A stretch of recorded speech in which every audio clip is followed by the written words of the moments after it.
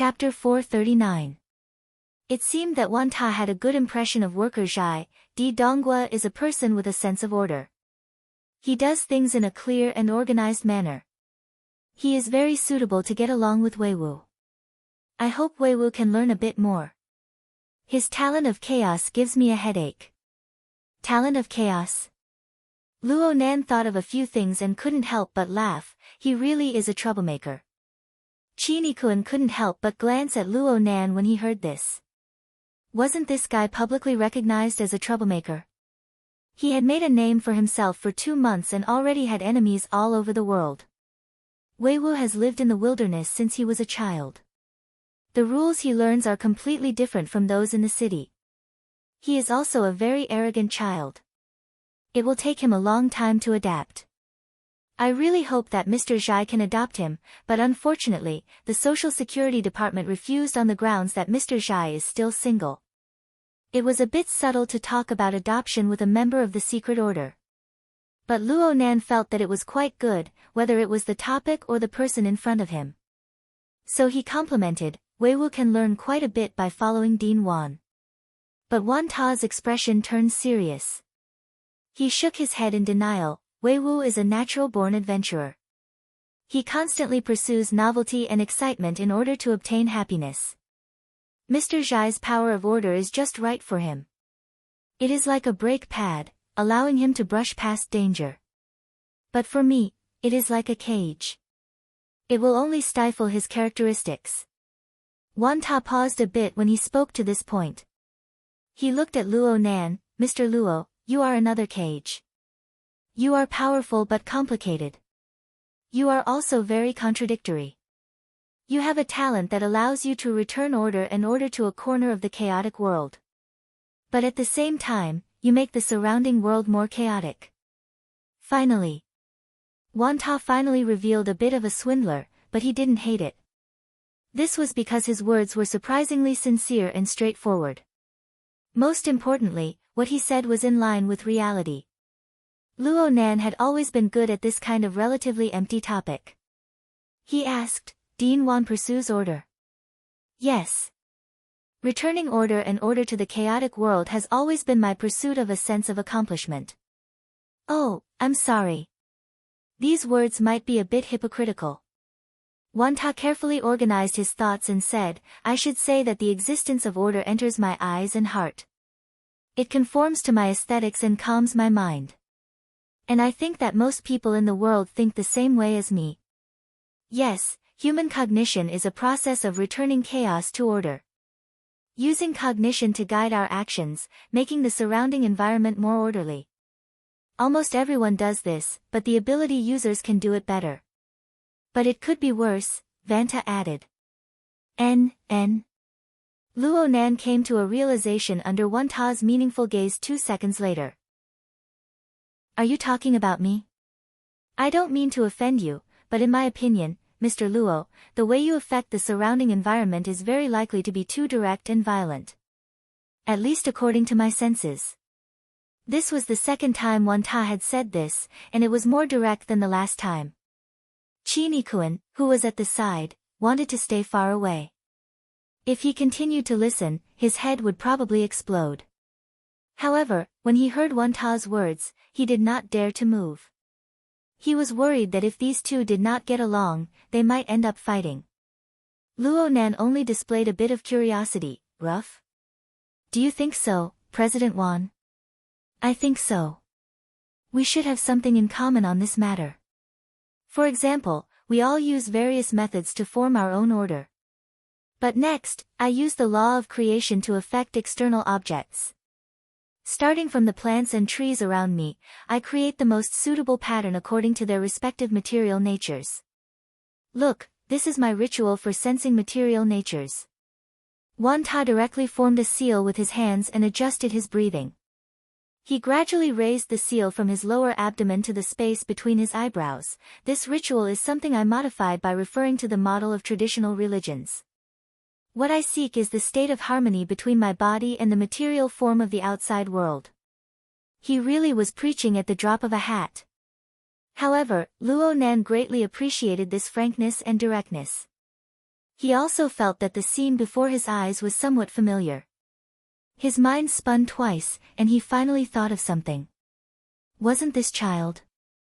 Back when he was at Frost River Reality on Fudong Great Street, the ears of truth had frankly and magnanimously exchanged knowledge with him.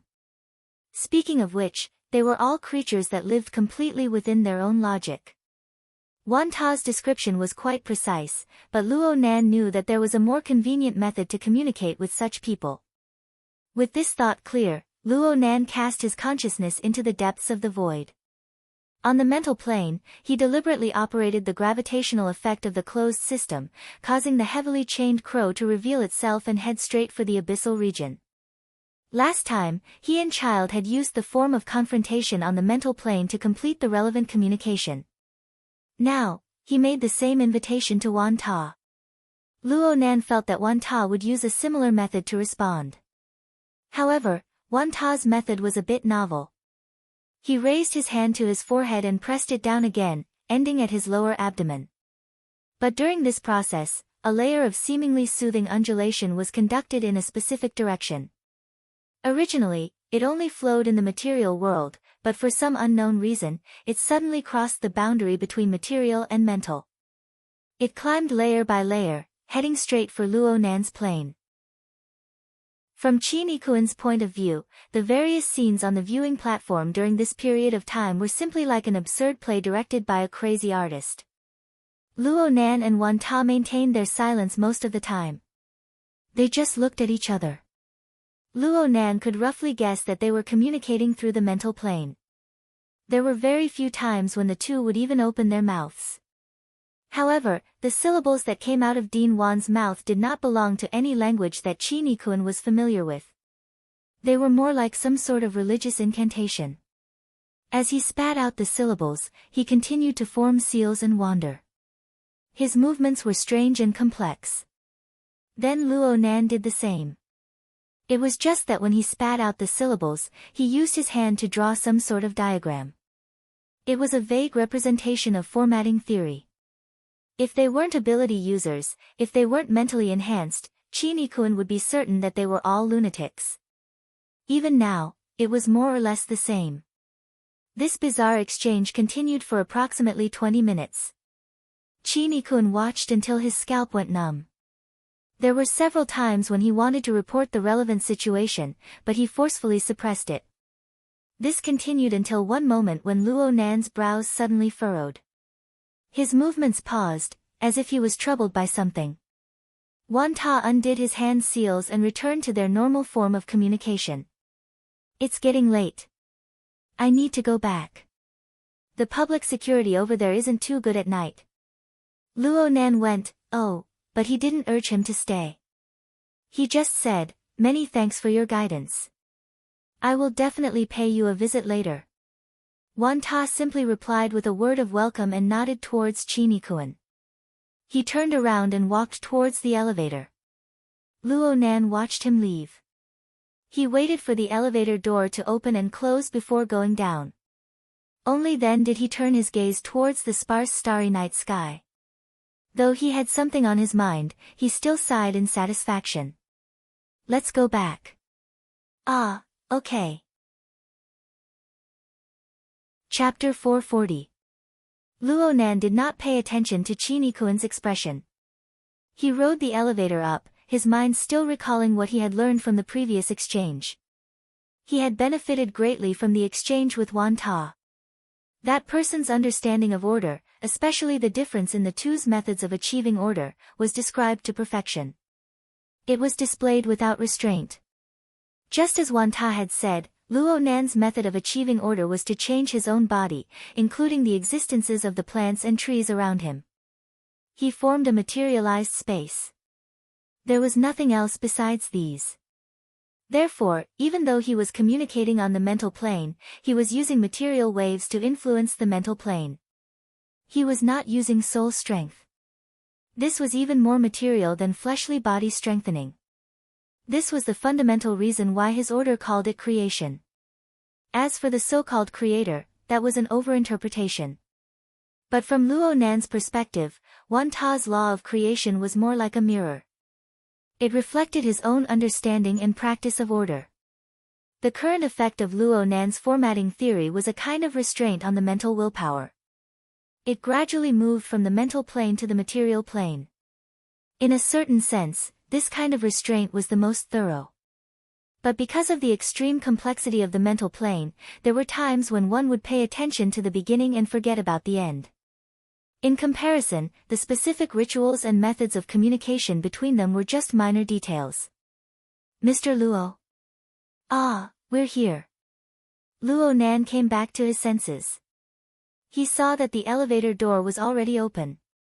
He patted his head, said good night to Chinikuan, and returned to his room. He hastily washed his face and lay down on the bed. He closed his eyes and let his thoughts enter a more pressing track. He did not forget that the reason he had interrupted the exchange was because there were more important things he needed to do. Luo Nan's consciousness followed the internal connection of the sealed system. It passed through the greatly warped mental curtain and cut into the depths of the mental plane. Suddenly, a rolling mist spread out before his eyes. It was like the boiling of the ocean, roaring and turbulent. TSK, I knew that this method wasn't reliable. After confirming the current situation, Luo Nan calmed down a bit. He went into an out-of-body state in his bedroom, hooked up the external neuron, and shot out through a crack in the window into the night sky. Luo Nan's soul body arrived 10 kilometers away in the wetland jungle of Acumen College in the blink of an eye. He locked onto the building of gear and flew down. Another 10 seconds passed, and Luo Nan entered the cloud world. The scene from the Wraith Sign's perspective just now was happening in front of him in an even more frenzied manner. Amidst the suddenly amplified noise, a huge amount of clouds and ice crystals swept past like an uncontrollable tsunami, displaying the worst side of the cloud world. Luo Nan floated in the air, his soul cloak fluttering and swirling. He continued to interfere with the surrounding material world. This could be considered a brief warm-up. Luo Nan had already locked onto his target at this time. It was within the turbulent clouds 20 kilometers away. A mushed-mouth ape flew as fast as lightning, but it also showed rare signs of panic and pain.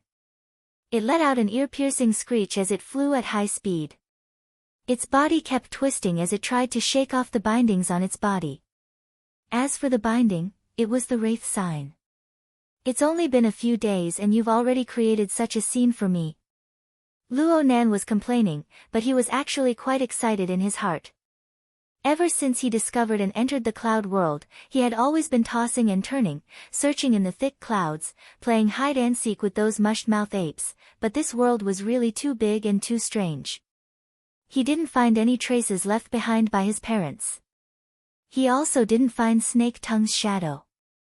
There was no way for Luo Nan to be satisfied with this sort of progress. Things finally changed for the better when the Wraith Sign entered. Even though this was the result of the fellow not doing proper work. The mushed-mouth ape that lived in the cloud world was an extremely terrifying predator, and the Wraith Sign was one as well. The Wraith Sign was able to coexist peacefully with the mushed-mouth apes for the past 10 days under Luo Nan's constraints. But as Luo Nan's energy was constantly diverted by other matters, this fellow finally began to run wild. 4 days ago, the Wraith Sign used its powerful hunting instincts to silently lock onto this mushed-mouth ape. It used the polar domain to use an inconceivable method of infiltration to unwittingly lock onto the lifeline of this mushed-mouth ape. Then it exerted its strength today. The Wraith Sign's originally incorporeal body had already become indistinct and visible due to it being infinitely close to the material plane. Most of its body sunk into the back of the mushed-mouth ape. It greedily extracted the energy and blood of the mushed-mouth ape, transforming it into the nutrients it needed. Without a doubt, this marathon hunt had reached its end. The Wraith Sign bit into the throat of its prey and began to reap the harvest. But like all nature documentaries, this primitive and wild hunting operation had a very high probability of failure. Since the mushed-mouth ape's energy and blood was extremely vigorous, the transformation required a certain amount of time. The Wraith Sign seemed to be in control of everything right now, but it was actually at its weakest. It was infinitely close to the material plane, which meant that normal methods could strike it. The wraith sign was alive and well right now because it had effective control over the prey beneath it. But this control was unable to affect the other mush-mouth apes. Right now, the prey beneath it shrieked in pain and the turbulence brought about by its high-speed flight. The other mush-mouth apes had already received the relevant information. Even though they didn't have any kinship with each other, a few nearby mush-mouth apes gathered over out of curiosity. The mush-mouth apes' attack methods could cover the material plane and the mental plane at the same time. It could even blast all the way to the abyssal region on the mental plane. Once these mush-mouth apes discovered the target and lent a helping hand, the wraith sign would become a living target. Luo Nan needed to do something. Even though what he could do was very limited. The scarcity of options made it easier for him to make a judgment. He pondered for a few seconds, and his floating soul body suddenly sped up. The strength of his soul cloak slapping against the mist and ice crystals increased to the highest level. Rustling sounds rang out, and the interference force on the material plane was completely unleashed. At the same time, he expanded the range of his mental senses to the limit. One by one, he locked onto the mush-mouth apes that surged over from all directions. It didn't matter what direction or distance they came from. As long as they were within the range of his senses, Luo Nan sent out a mental attack. The radius of Luo Nan's senses was roughly 25 kilometers. But when faced with a terrifying hunter like the mush-mouth ape, the fragrance emitted by the soul body had to be at least 5 times the distance. The mush-mouth ape was an existence that was essentially driven by instinct. They were practically unrestrained by social organizations.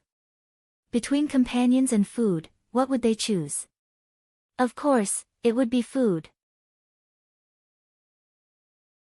Chapter 441. Hurry up and get it done. Luo Nan didn't know how to instruct the wraith sign on how to devour a B+ rank mush-mouth ape. He could only issue this vague command, turn around, and run. He ran as far as he could. The speed of a soul body flying at full speed was quite impressive, but the mush-mouth apes weren't inferior. Their attacks were like erupting lava. They could easily reach several kilometers with a single move. The degree of deceleration was so small that it made people want to cry. This situation was completely different from how Luo Nan dealt with Tian Bang and the others. Back then, Luo Nan was playing a game of hide and seek. He wandered about on the mental plane, completely occupying the home field advantage.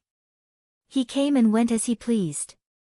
And right now, though he was flying in the clouds, it was like he was playing a hopscotch game in the magma of the Earth's crust. The attacks from the mush-mouth apes were far too berserk. They interfered with the material and mental planes at the same time, causing the area he was in to distort and mutate. It was like a boundless lava hell. After the attacks overlapped many times, even the incorporeal mental curtain burned one after another. It turned into a deathly stillness and blankness. This was the first time Luo Nan had seen the mental curtain being burned and destroyed. Of course, it would slowly recover after a dozen or so seconds. The so-called burning should be a kind of extremely distorted illusion. From Luo Nan's perspective, every time this situation occurred, it was the same as cutting off most of his escape routes.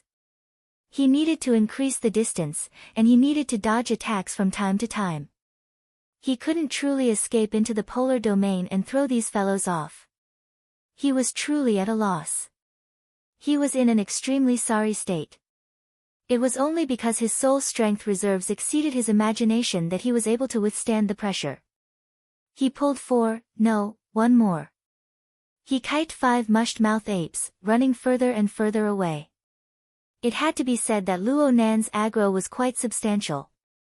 The cloud world was vast and boundless, and the density of mush-mouth apes was extremely small. These 5 mush-mouth apes were all the stock the wraith sign had attracted over the past 5 days. Luo Nan was certainly in an extremely sorry state, but the wraith sign had become calm and tranquil.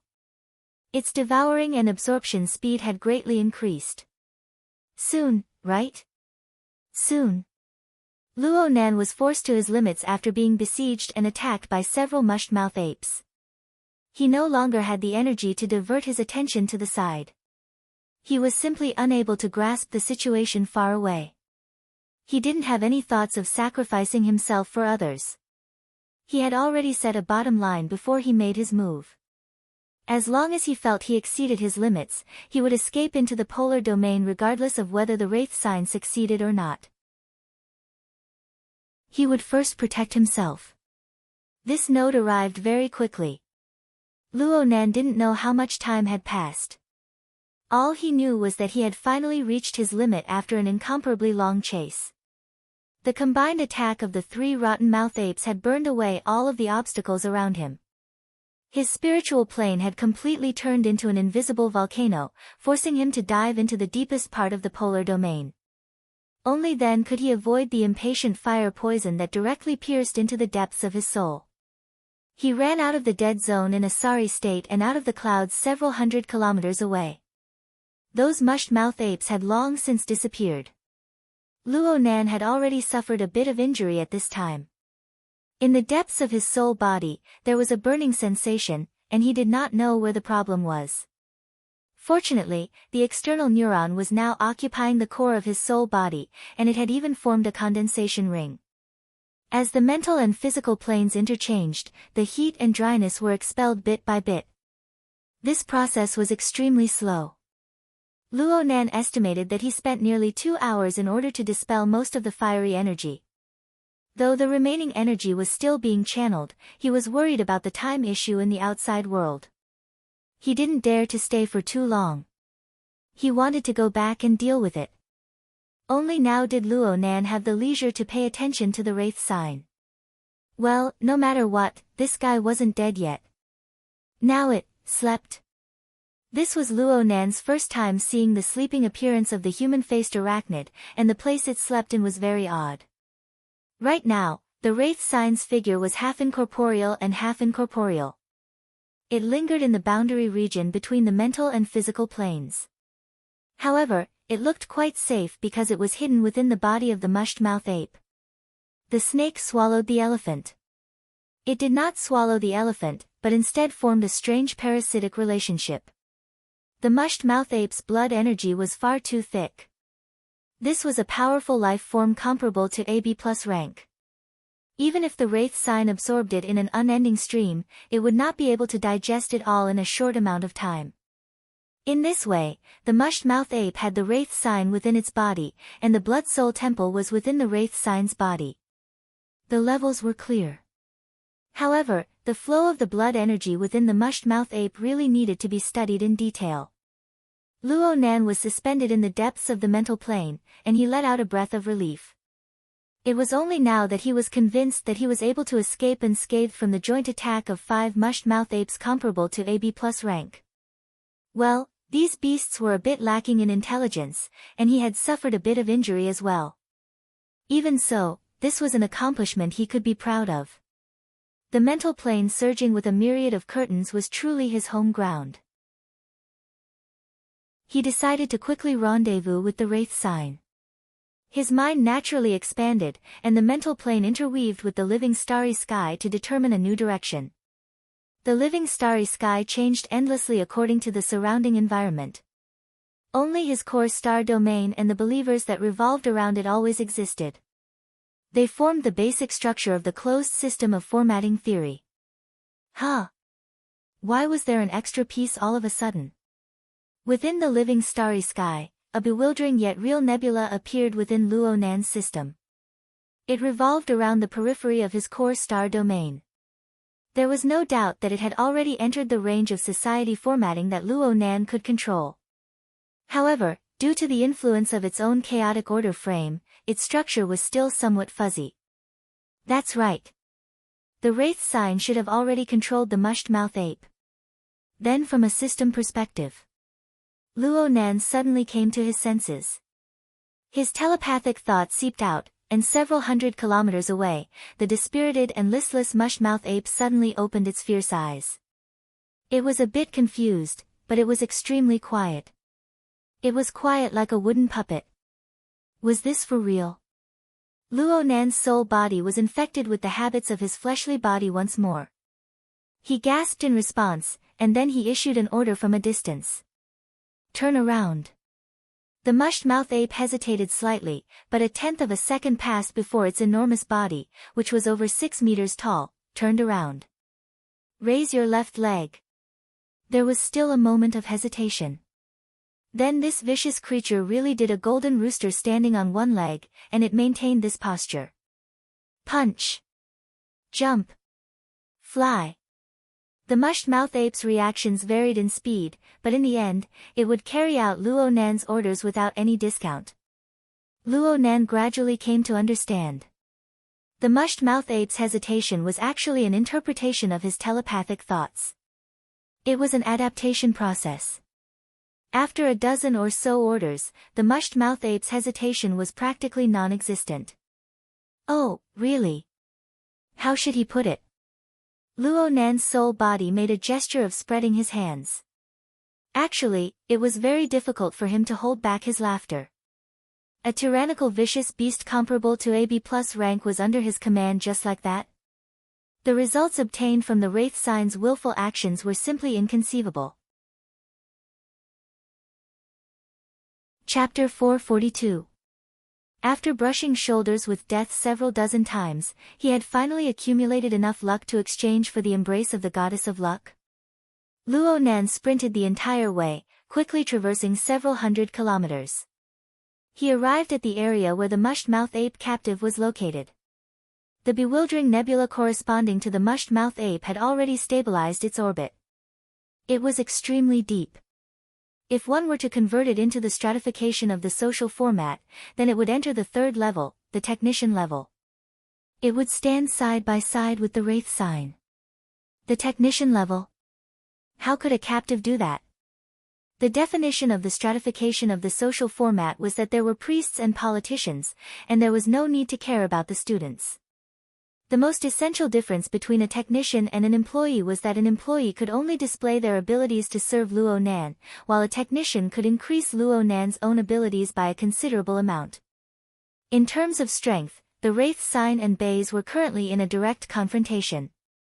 Bays would most likely obtain victory without Luo Nan's interference.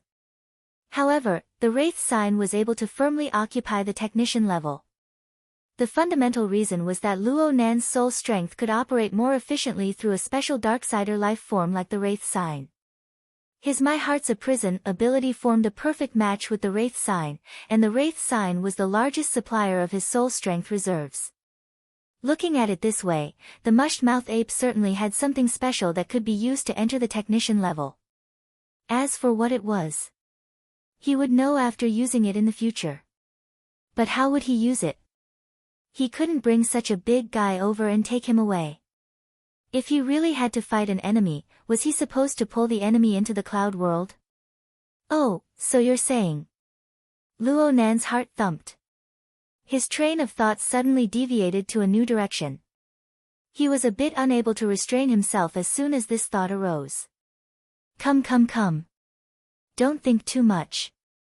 You'll know once you try. Luo Nan didn't say anything further.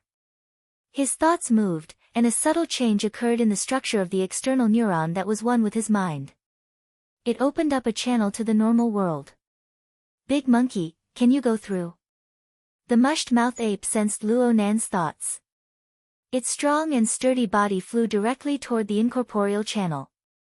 This situation was similar to when he drove the human-faced arachnid into the cloud world. It was just that the direction was reversed. Luo Nan observed from behind. He saw the mushed-mouth ape's figure slightly warp in front of the incorporeal channel. He was filled with anticipation, but then he suddenly remembered. The channel in the normal world led to the space of the tree hole. The mushed-mouth ape was over 3 meters tall, and his shoulders were wide and round. Once he went over, that narrow space would immediately explode. The mushed-mouth ape had already taken half a step into the incorporeal passageway. Luo Nan didn't have the time to think too much. His soul body arrived before the mushed-mouth ape. The familiar narrow environment was indeed the space of the tree hole. It was very difficult to stop the space tunnel on both sides. Otherwise, there was no telling what would happen. Shift. At the same time, Luo Nan used telescope mode to observe the changes in the structure of the space of the tree hole as much as possible after the return passage opened. At this moment, even Luo Nan himself didn't know what he was doing. He just felt a scorching aura overflow from the void. The space in the tree hole was clearly shaking, creaking. Perhaps it would collapse in the next moment. Luo Nan's soul cloak fluttered in the wind. He shielded this attack with all his might, protecting this place. However, at this moment, the soul strength that belonged to him was being consumed at a terrifying rate. This was the first time ever since Luo Nan possessed this excessive amount of soul strength. This was the first time such an astonishing leak had occurred. It was as if a large hole had been dug into the seabed, and an enormous amount of reserves poured down in torrents. The hole was located at the location of the external neuron. The external neuron was the key to opening the world tunnel. The condensation ring structure was the external neuron, but a special structure would naturally form in the hollow region of the ring when the world tunnel was opened. The scale was far too small, exceeding the limits of Luo Nan's senses. He never knew the specific circumstances. Perhaps it was due to the effect of Luo Nan's intense willpower, but the external neuron, which was connected to his mind, used a special method to warp the key structure in the hollow region.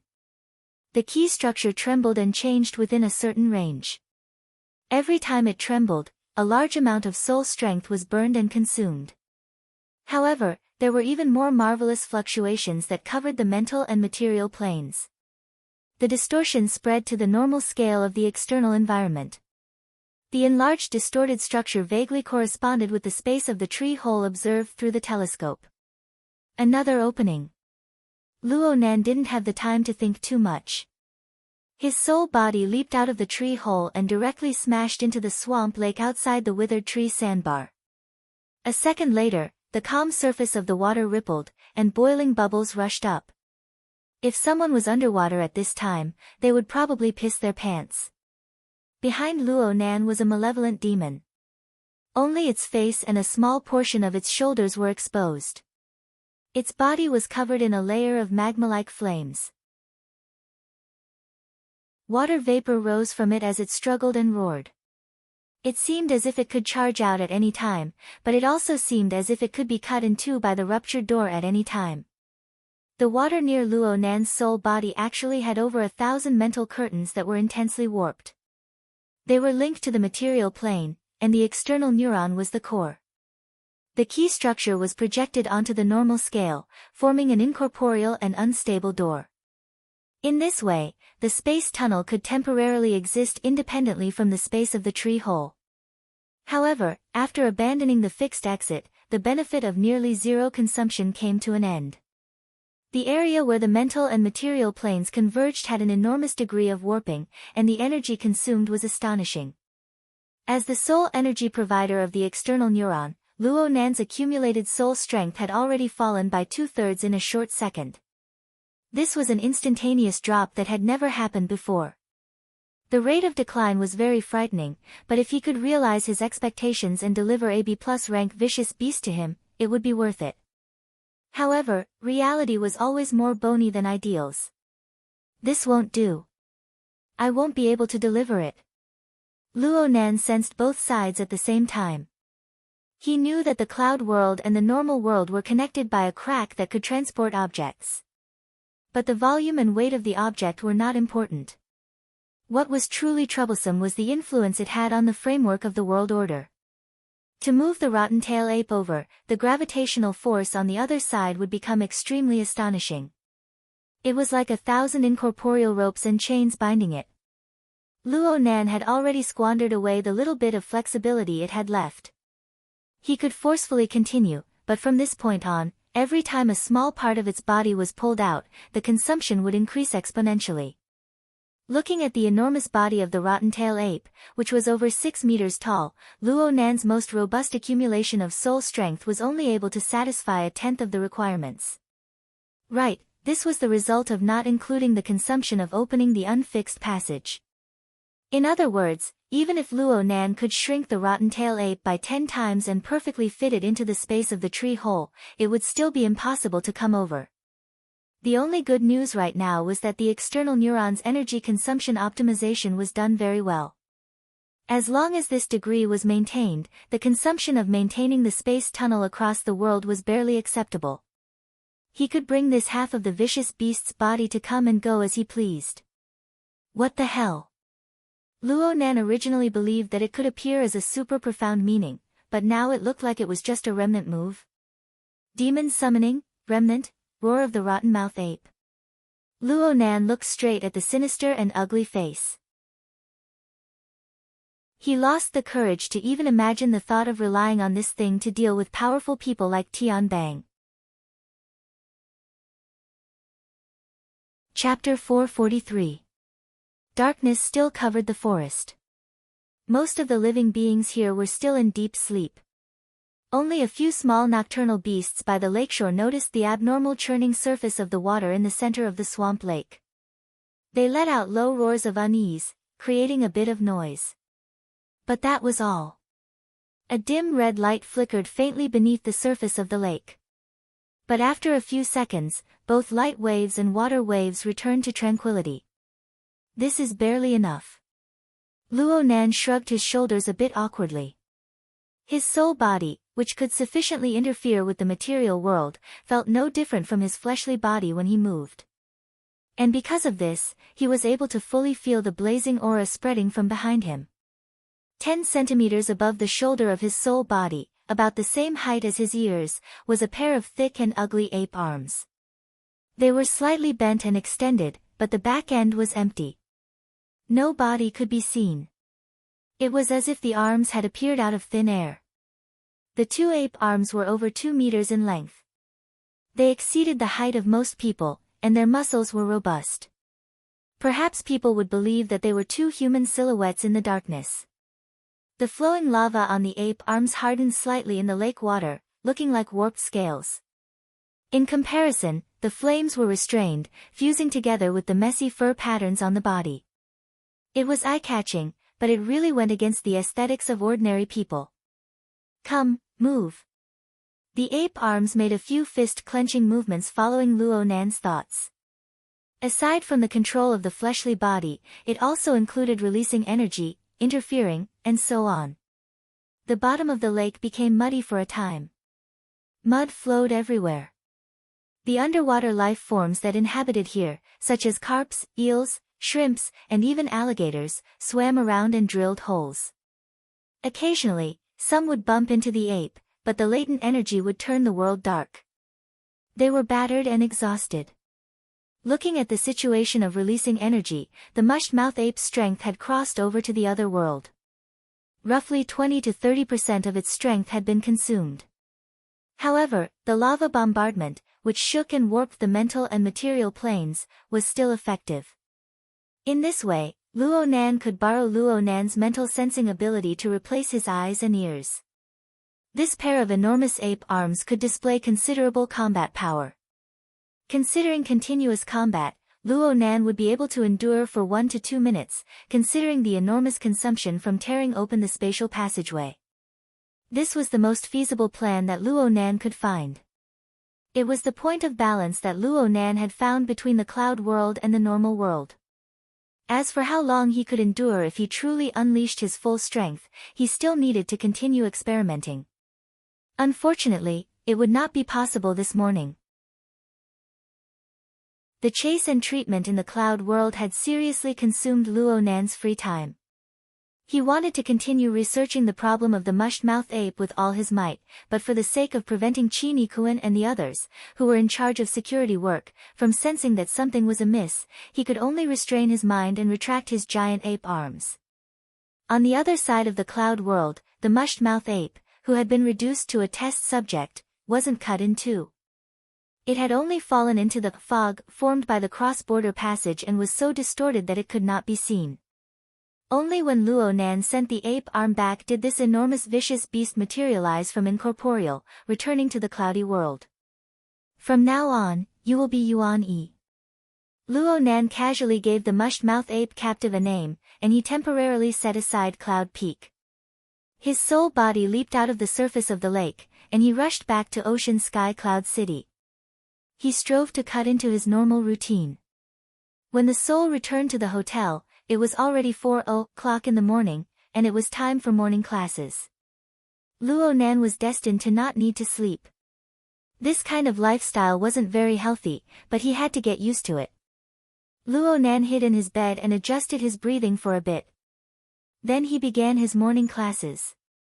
He began with Daoyin. His movements were slow and relaxed, but he constantly touched the limits of what his fleshly body could bear. A thin layer of sweat formed on his body after a quarter of an hour, and he gradually entered an optimal state. Luo Nan entered a very rare state of relaxation. His body was tough and relaxed, and he went with the flow. It was as if he could easily complete any difficult movement. This method of combining Daoyin and yoga was the most suitable for restoring his physical strength and energy. The initial results were pretty good. Luo Nan seemed to be half asleep and half awake.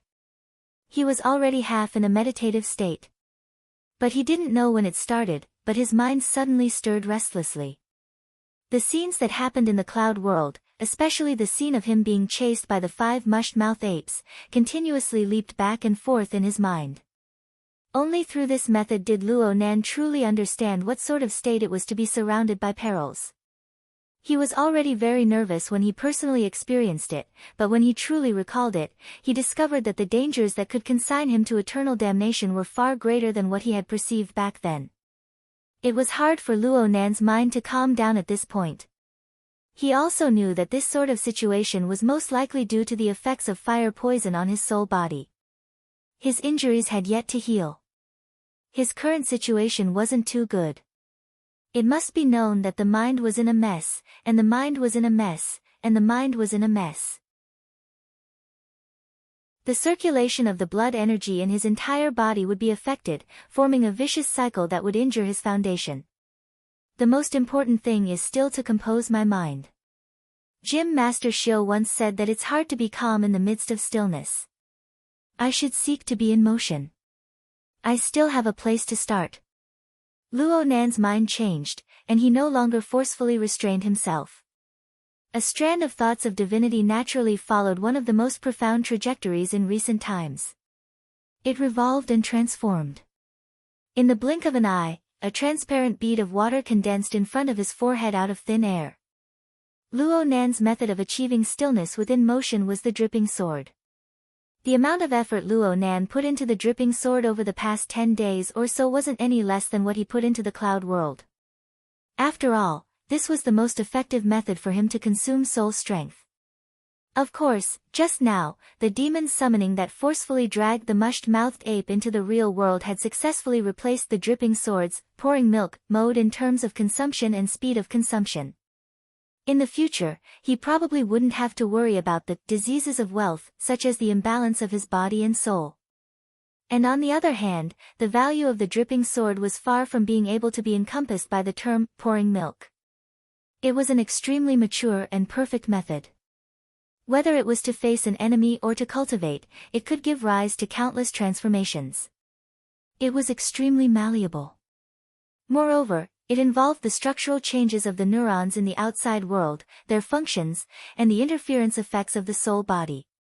It looked simple at first glance, but it was boundlessly profound when examined in detail. Luo Nan wouldn't slack off in his practice of the dripping sword no matter what. Luo Nan discovered as soon as he got his hands on the demon summoning, that the process of creating and controlling the dripping sword was like turning a large flame to a small flame when cooking. Some minute changes in the control of the flame were contained within. As the water droplets appeared one after another before his eyes, the condensation ring structure that had condensed out of thin air was like a mirror. It reflected the various minute flaws that flowed through his mind. The injuries caused by the combined attack of the mushed-mouth ape had some areas that weren't recovered properly.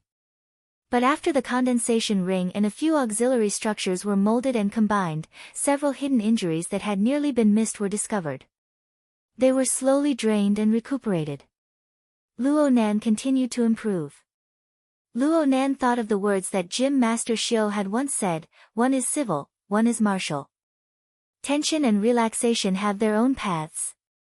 That was probably it. Luo Nan gazed at the dozen or so water droplets arranged in a row, and he suddenly slapped his forehead. He activated the recording function of the hexaear to record the entire process of cultivation. He did this because he needed to be completely focused when forming the dripping sword. Sometimes, he clearly knew that a flaw had appeared, but it was hard to keep track of it. With the recording, he could review the process in time. It was beneficial for him to adjust his progress. Complete concentration, repeated practice, video review, and guidance from a famous teacher. Luo Nan practically possessed all of these requirements needed for precise practice. Naturally, his progress was godly. Luo Nan tested it out, and the recording function was turned on. Only now did he truly begin to practice. His training method was like an assembly line. First, he concentrated his energy on creating the core structure, the condensation ring.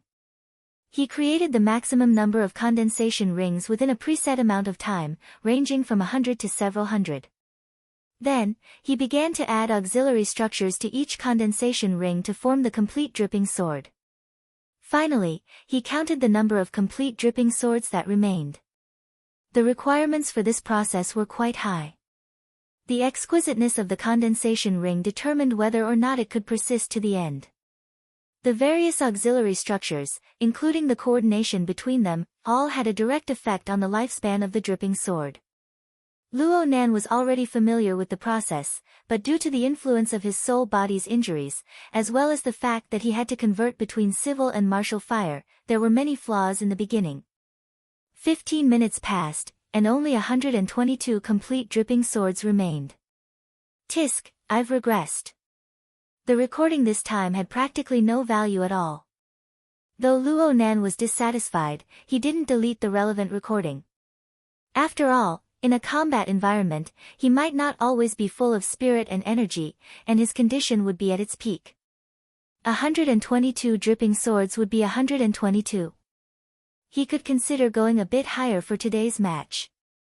122 dripping swords flew out from a crack in the window under Luo Nan's mental control in the next moment. They soared straight up, quickly breaking through the city's traffic layer. They continued to climb until they entered the chaotic airflow of the upper troposphere. His sensing radius exceeded 20 kilometers, allowing his dripping swords to continue climbing, all the way until they entered the stratosphere. But that sort of environment would lose the meaning of training. Therefore, these 100 or so dripping swords stopped in the troposphere. They were like a school of fish swimming against the waves, spiraling and swimming. They needed to resist the low temperatures and violent airflow of high altitude. Sometimes, they also needed to depend on Luo Nan's mood. They swam up and down, accepting the test of life and death. Luo Nan could verify the firmness and stability of the dripping sword structure through this method. Only a dripping sword that passed this test was a qualified dripping sword. Luo Nan was already familiar with this.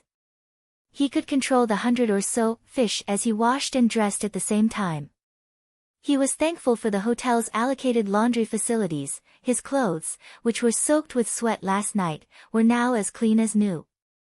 Luo Nan opened the door and left after dressing himself neatly. The door to the room next to him opened at nearly the same time. Qin also put on his training clothes and came out to say good morning, Mr. Luo, let's go together. Together. How about the green oxygen running track of Acumen College? No problem.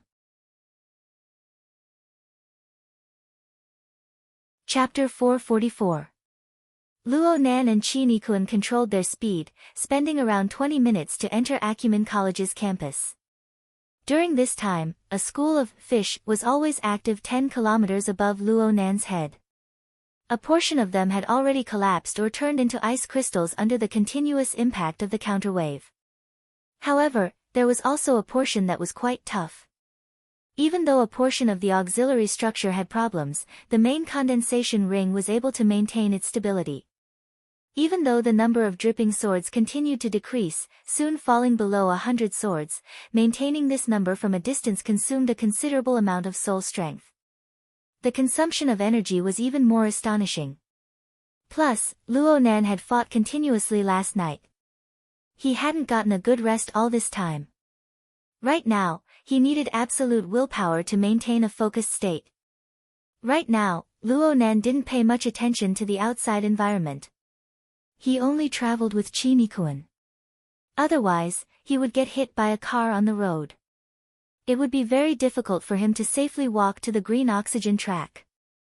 In the following time, Luo Nan circled the track around the campus for around 10 kilometers. The dripping swordfish in the troposphere had been thoroughly inspected by the high-altitude turbulence and low temperature. All the defective products were eliminated, leaving only 10 swords in the end. Luo Nan was able to persist until this moment. Every single dripping sword, every single link on the dripping sword, including the main body and the auxiliary links, had reached a level of perfection in Luo Nan's cognitive level. Perhaps the condensed water beads were fragile, but their core structure and auxiliary structure were as stable as boulders. Unless Luo Nan broke off the support for them, or if the troposphere suddenly erupted with extreme weather such as a violent blizzard, they could completely persist there for 10 days to half a month and still maintain their structure intact.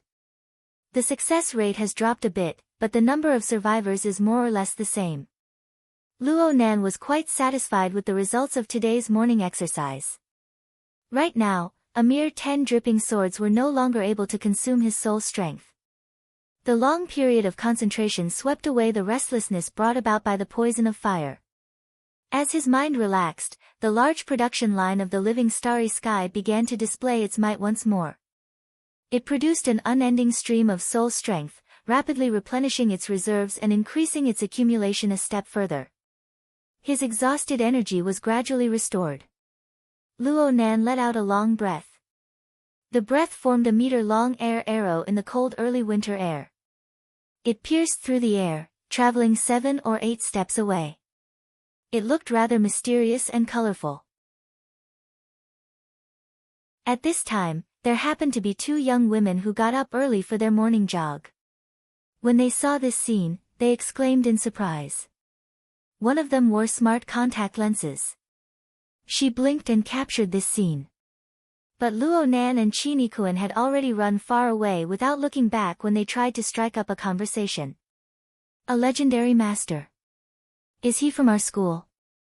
What a pity, one is too big and the other is too small. Whatever, I'll just post it on the school's website. The 2 girls chattered away, but Luo Nan and Chinikuan could hear them clearly. The latter praised softly, exhaling chi like an arrow, gathering and not scattering.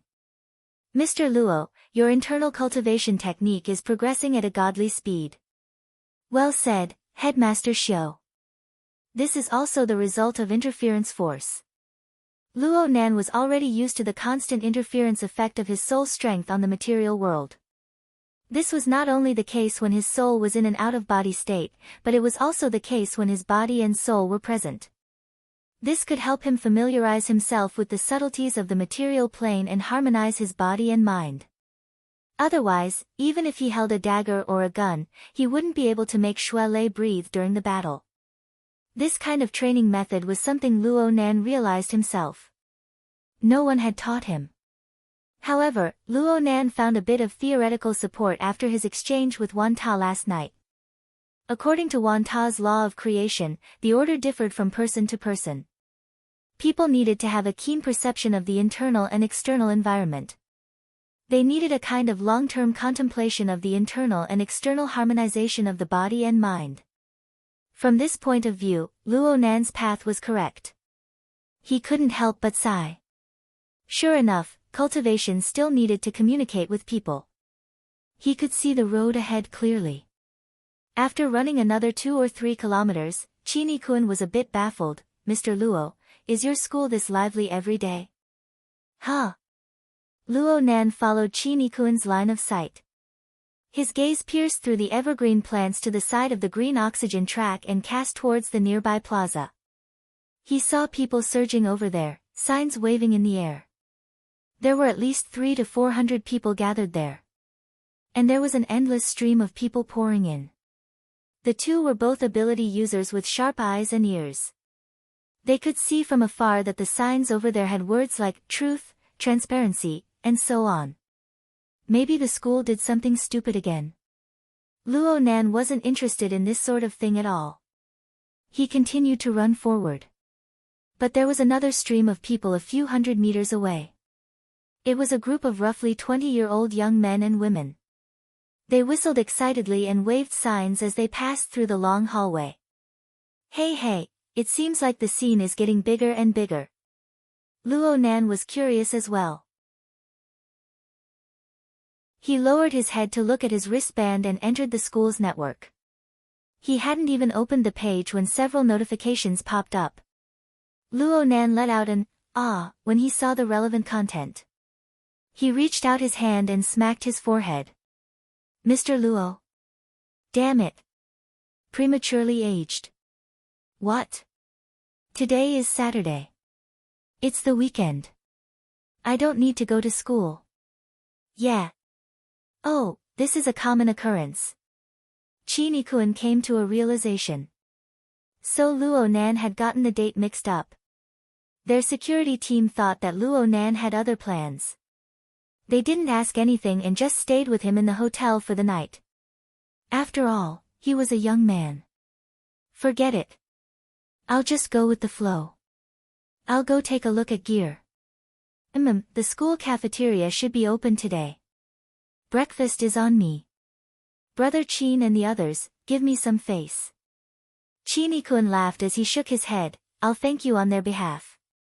However, it's better for everyone not to gather together in a public setting. Perhaps it will cause trouble for future assignments. I can help them get their meals. Okay. I'll choose a few special breakfast dishes. Luo Nan had completed today's training load. He led Chi-Ni-kun to the cafeteria. Chi-Ni-kun's gaze swept across the clusters of gathered students. Speaking of which, is there going to be a demonstration in the school right now? Yeah. But it's not just Acumen College.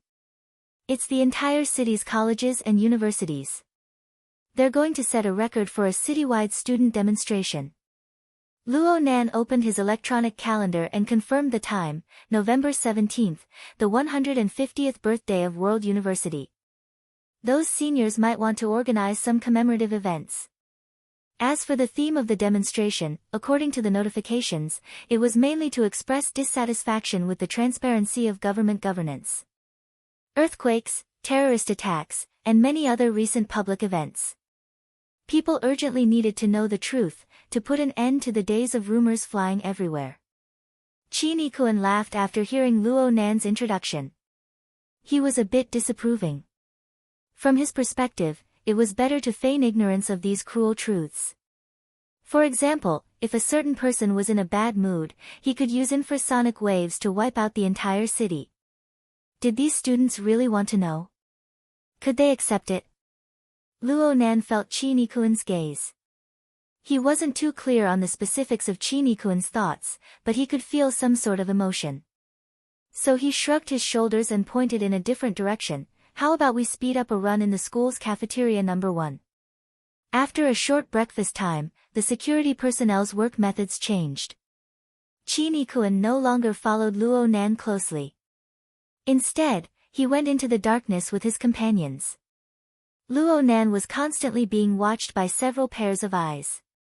He couldn't tell the difference between protection and surveillance. Luo Nan needed to adapt to such a situation because this was the result of his own actions. Perhaps only when he didn't need to rely on external objects like the flying devil ray could he intimidate the majority of his enemies and protect the safety of himself and his family. Or perhaps he could be eliminated by others early on. Only then could he be free. Right now, Luo Nan could only feign ignorance.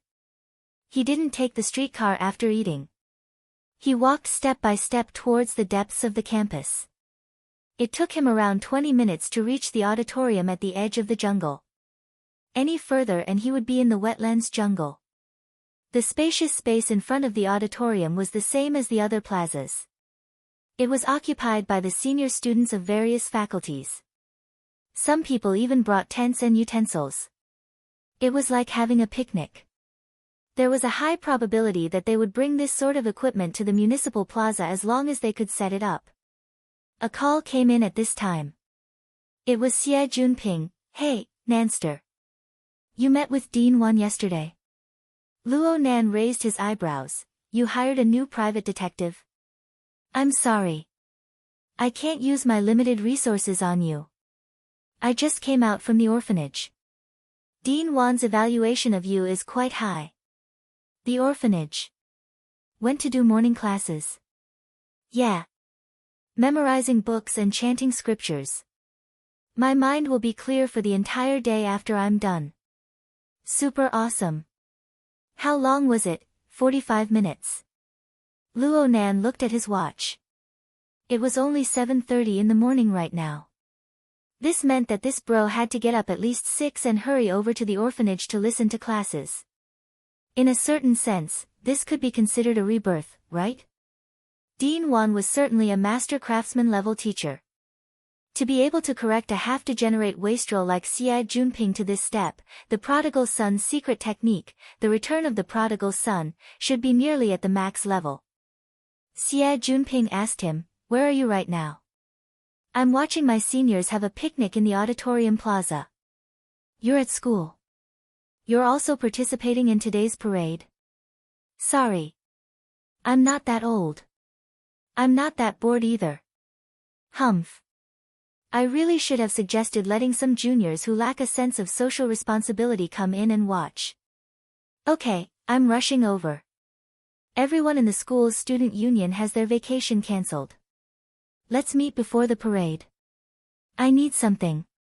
"What's up?" "I can't explain it clearly over the phone." "Then come." "I'm crossing the river. See you at Gear in a bit." "Oh, right. The interior renovation project will be suspended for next week." "Huh. I shouldn't have gone to the orphanage last night. I feel that it's not as pretty as that place. I need to think about it a bit more." "Yeah. I also feel that Dean Wan's design is super awesome. Actually, he's worried about raising funds every day. If you're willing to outsource the design and renovation, he might even bring the entire orphanage over to work." Luo Nan laughed involuntarily. "Okay. I'll think about it." Chapter 445. Luo Nan stood at the edge of the swamp lake in front of Gear. His nose twitched slightly. Aside from the fishy smell of water flowing through the air, there was also an indescribable smell. It was very faint, yet it lingered in the air without dispersing. The nose orifice was connected to the lungs. Luo Nan had already begun to practice the corresponding internal cultivation technique. His foundation was deep due to his year-round breathing exercises. His progress was extremely fast. Currently, his cultivation of the 5 zangs, 6 roots, and 9 apertures had reached the primary level. His liver, heart, spleen, lungs, eyes, tongue, mouth, and nose had all reached the primary level. Only the ear aperture and kidney chi still needed to be polished. Now he stood by the lake, his nostrils quivering and his mouth slightly open. His inner chi naturally nourished the corresponding organ structure of the human body, making the corresponding receptors more sensitive. The small chemical molecules floating in the air stimulated the relevant areas through the corresponding channels, activating the corresponding feelings and memories. His sense of smell and taste intertwined to form the basis of his judgment. It even formed a set of blurry images that reflected the relevant information. Perhaps Luo Nan suspected that this was a predetermined answer, but Luo Nan was still able to confirm that the source of this wave of relatively stimulating small molecules was the mushed-mouth ape tossing and turning at the bottom of the lake in the wee hours of the morning. It's hard to avoid getting caught in the mud. The deeper one cultivated, the more sensitive they would be to the changes in the external environment. The more detailed the information they collected, the closer their perception and judgment would be to the truth. Most of the time, it was beyond the comprehension of ordinary people. It was as if he had the eyes of a ghost that could see through the truth. Therefore, Luo Nan returned to Gear. He wanted to see if there were too many traces left behind from Midnight's violent summoning. If there were, he would clean up the loose ends to prevent attracting flies. As it turned out, he was right to come. Luo Nan's soul strength was like an incorporeal cloud that pervaded the void. He used his interference power to disperse the aura traces around the swamp lake as much as possible. Then, he entered the passageway at the bottom of the lake and wiped away some of the burnt mud. At that time, the temperature at the bottom of the lake was indeed very high. Even if the mushed-mouth ape had crossed the boundary between the two worlds, its destructive power was still quite shocking. This was very good. However, it wouldn't be fun if they were discovered early on. Fortunately, Luo Nan had to clean up gear and its surroundings every few days, sweeping away all the monitoring devices. Otherwise, it would be even more troublesome. Xia Junping had yet to arrive by the time Luo Nan walked out of the passageway at the bottom of the lake. Xia Junping sat in the corner of the bar outside the passageway, waiting. He didn't stay idle either. With a thought, the 10 raindrop swords circling the top of the troposphere flew over one after another. They passed through the door as if they had a mind of their own. By the time they reached Luo Nan, the water droplets were full, sparkling and translucent. Of course, these water droplets were formed later on. Under the harsh environmental test at the top of the troposphere, it was difficult for the external water droplets to exist for a long time. They could only be driven by the strong structural framework to ensure an endless stream of water droplets. Perhaps, this was the true killing move of the water drop sword. Luo Nan pondered over the concrete scenario of facing the enemy. Unfortunately, he was unable to find an opportunity to experiment, so he stopped thinking about it. To him, there were other uses for these 10 water drop swords that he had spent so much effort to condense and test them. Come on, it's time for nutrition. The electric light between his eyebrows flickered, and the external neuron in the form of a dripping sword emerged from his skull. The electric fire that lingered around it suddenly forked and struck the other 10 dripping swords. The water droplets instantly evaporated, but the structural framework was still there. It even formed a subtle connection with the external neuron. The external neuron trembled, miraculously projecting its current structure onto the other 10 dripping swords. Similarly, the other 10 dripping swords also mapped their respective structural details onto the external neuron. Just as he had experienced before, the higher his cultivation, the more different his perception became. When one progressed to a certain degree, it would already exceed the scope of common sense. It would even subvert one's worldview. Luo Nan's cultivation progress was extremely fast. It was not excessive for Qin Nikuan to praise him with words like godly speed. At the same time, his perception of the world was endlessly deepening. His current perspective and viewpoint were somewhat different from what they were a week ago. The difference was even more obvious after 10 days to half a month. This kind of change was perfectly embodied on the dripping sword. It was embodied on the structural circuit constructed by the external neuron. Luo Nan's attainments in the dripping sword could be said to be at a high starting point and a high level. He had just entered the door, but he had already surpassed the efforts of the vast majority of people. The condensation ring mold he had constructed for the external neuron earlier was a divine item that he had miraculously obtained in his peak state. It broke through the boundary between the mental and material planes in one fell swoop. It was the core that allowed Luo Nan to fully display the circulation of his soul strength. But as time passed, Luo Nan's soul strength continued to rise. His 9 orifices and 6 roots technique continued to perfect, and the level of his perception grew increasingly deep and rich. Looking back at the divine item from back then, there were some places that didn't seem to be able to withstand scrutiny. It would have been fine if the dripping sword was a consumable technique that could be used and thrown away at will. But he used the external neuron as a molding material, preserving the structural circuit for a long period of time. In this way, even the slightest flaw would be reflected in his mind, stimulating and reminding him at all times. He couldn't bear it no matter what. Right now, the external neuron was connected to the energy of the other 10 dripping swords. Their configurations reflected each other, superimposing and resonating. Due to the difference in materials, the skeletal structure of the other dripping swords was gradually unable to withstand it. They disintegrated one after another. The external neuron was much better, but it also referred to the structural changes of the other dripping swords and carried out minute adjustments. It sought the most stable structure under the destruction of resonance, ensuring that it was sturdier and more stable. Luo Nan closed his eyes. He paid attention to this process purely through his senses, experiencing the most exquisite aspects within. Luo Nan had discovered this method by chance. It made full use of the external neuron's marvelous intelligence, allowing it to possess a sturdy structure while still being able to guarantee continuous plasticity, striving for perfection. It also guaranteed that Luo Nan's research on the dripping sword would always be active, seeking change, and absolutely not sticking to convention. Oh, Dean Wan had said similar words before. Luo Nan felt that this was the right path. He couldn't see the end for a while. Xia Junping finally arrived after the structures of the 10 dripping swords had completely disintegrated. He rushed back directly after the morning class. He was still wearing a set of archaic exercise clothes. It matched his excessively young face, making him look a bit comical. But if one only looked at his face, one would feel that he was glowing with health. He was brimming with energy. He was completely different from the bewildered nocturnal creature of the past. Why didn't you pick up my call just now?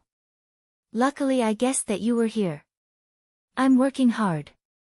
Xia Junping's greatest benefit after officially entering the cultivation sequence was that he could normally communicate with a few unconventional matters. Xia Junping's acceptance of this was quite high, and he was quite interested. Speaking of which, with our friendship, don't you think that we should exchange information? Let's wait until you've truly entered the door. Luo Nan was really worried that Xia Junping would become a chatterbox. He took the initiative to change the topic. What do you need from me? Xia Junping was a bit hesitant. I'm afraid that you won't like to hear it. Luo Nan raised his head to look. He more or less understood what was going on when he saw Xia Junping's expression. It's related to this place. Xia Junping sighed. He sat on an empty chair in front of the bar. The ownership of gear will be decided soon. We'll enter the final bidding phase tomorrow. An announcement might be made on Monday. Do you want to go take a look? There's no need to participate in things that I can't decide on. Ho ho, your tone is getting bigger and bigger. You really don't want to go? Luo Nan laughed as he shook his head. Xia Junping sighed once more. He moved his elbows back and rested them on the bar counter. He raised his head in an exhausted manner. There's been such a huge change in the middle, but both sides are actually able to hold on until the end. Right now, the Construction Society is still quite confident. On the other hand, the Divine Research Society's previous financial backer has withdrawn his investment and merged with the Construction Society. This has dealt quite a blow to them. The newly invested LRCF is lukewarm. There's no sign of an increase in the stakes. They haven't even given up yet. I've looked for Tang Yi quite a few times, but I haven't gotten any clear words. Sigh. With his current friendship with Lady Du, it would be great if he was still the president. LCRF. Life Fund. The corner of Luo Nan's lips curled up. Greedy capitalistic old wolves. Those in power are vainly trying to grasp power at straws. Xia Junping gave him a blank look. At the very least, my old man throws money in from time to time.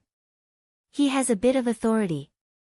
Now it was Luo Nan's turn to dissuade him. The Construction Society is up to no good. The LRCF isn't a good thing either. Since it's not a good thing for us to have anyone take over, why bother with this? These words make one's heart go cold. So it turns out that we've worked for nothing? Xia Junping laughed and turned his head. Speaking of which, what are you planning on doing in the end? Me? Luo Nan raised his hand to point at his nose. Conserve energy and prepare for war. Don't joke around. I'm being serious. Luo Nan's posture didn't change. He laughed involuntarily. Am I not being serious? It's true that I can't choose who will take over. But I will certainly properly communicate with those who take over what they want to do. It doesn't matter which method I use.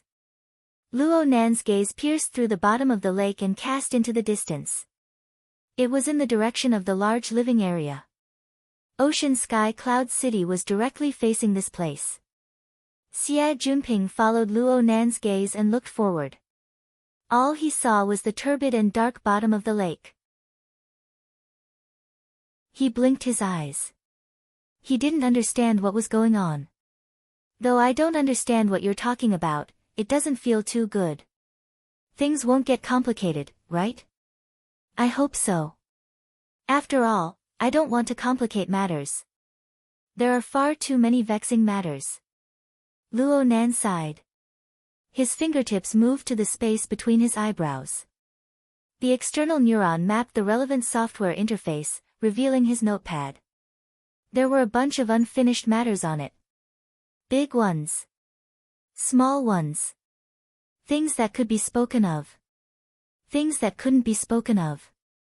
Things that could be resolved. Things that couldn't be resolved.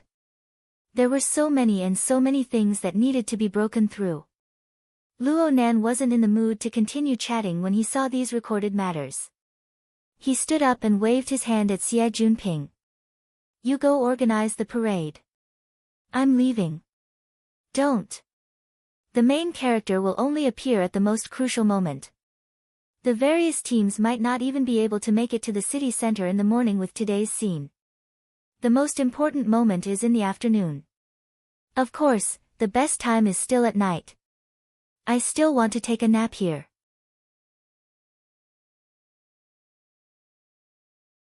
Chapter 446. This was not the first time Xie Junping had spoken of the miracles of gear. Luo Nan did not find it strange. After all, Xie Junping belonged to his formatting theory system. It was not a big deal for Luo Nan to agree with gear. Moreover, the formatting theory system was in a constantly expanding state. The range of influence and interference grew wider and wider, and the levels grew richer and richer. The corresponding feedback grew more and more abundant. Luo Nan, as the master, had eaten his fill. How could he not allow others to drink some soup? Under these circumstances, Xie Junping had unwittingly mutated his root receptacle. He possessed a foundation that exceeded that of ordinary people. Wan Ta's awakening ceremony was tantamount to capturing Xie Junping's root receptacle, leading him into the door and activating his potential. Surpassing Du Yong on this foundation was a normal phenomenon.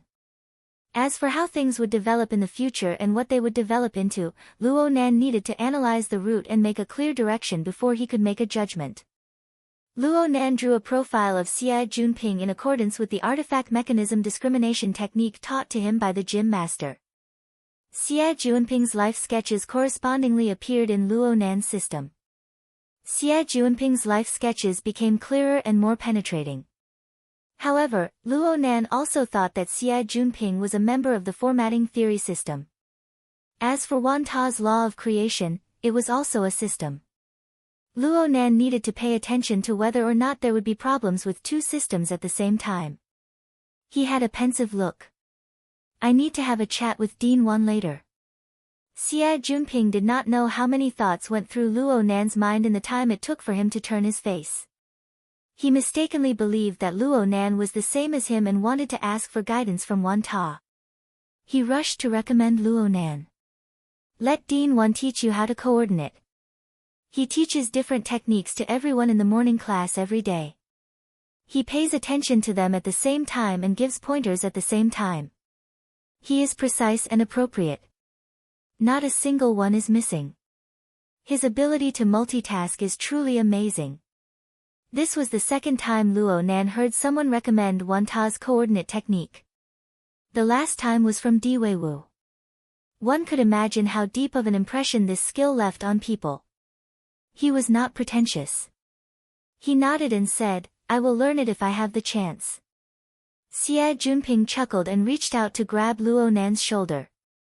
This isn't a skill that can be grasped just by learning. Dean Wan said that from the beginning, one needs to go through 6 stages: temperance, habit, ritual, precision, efficiency, and coordinate. Each stage requires a large amount of practice. It takes a long time to form habits and instincts. It takes at least 3 to 5 years. So you were talking nonsense just now? Of course not, I just think that ability users like you would be more likely to accept it than us. Also, before you learn it, don't you need my help? Xie Junping grinned cheekily. He put one arm around Happy's shoulder and used the other to pat his chest. Look here, Xie Junping from Heaven Crystal Creatures, thank you, young Master Xie. No, Nanster, please call me Director Xie. Oh. Xie Junping's nose was about to touch the sky. Right now, I'm already the CMO of Sky Crystal Biology's research and development subsidiary. The company's current market value is 5 billion. From a standard perspective, I've officially entered the cultivation sequence of Sky Crystal Biology. CMO, Chief Marketing Officer? Yes.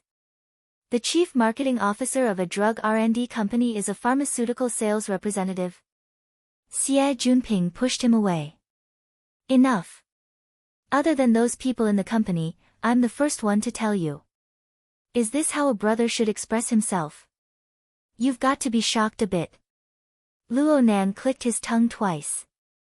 Okay. You can hold it in until now. You can hold it in. I have to thank Dean Wan. Actually, I was about to explode when I heard the news last night.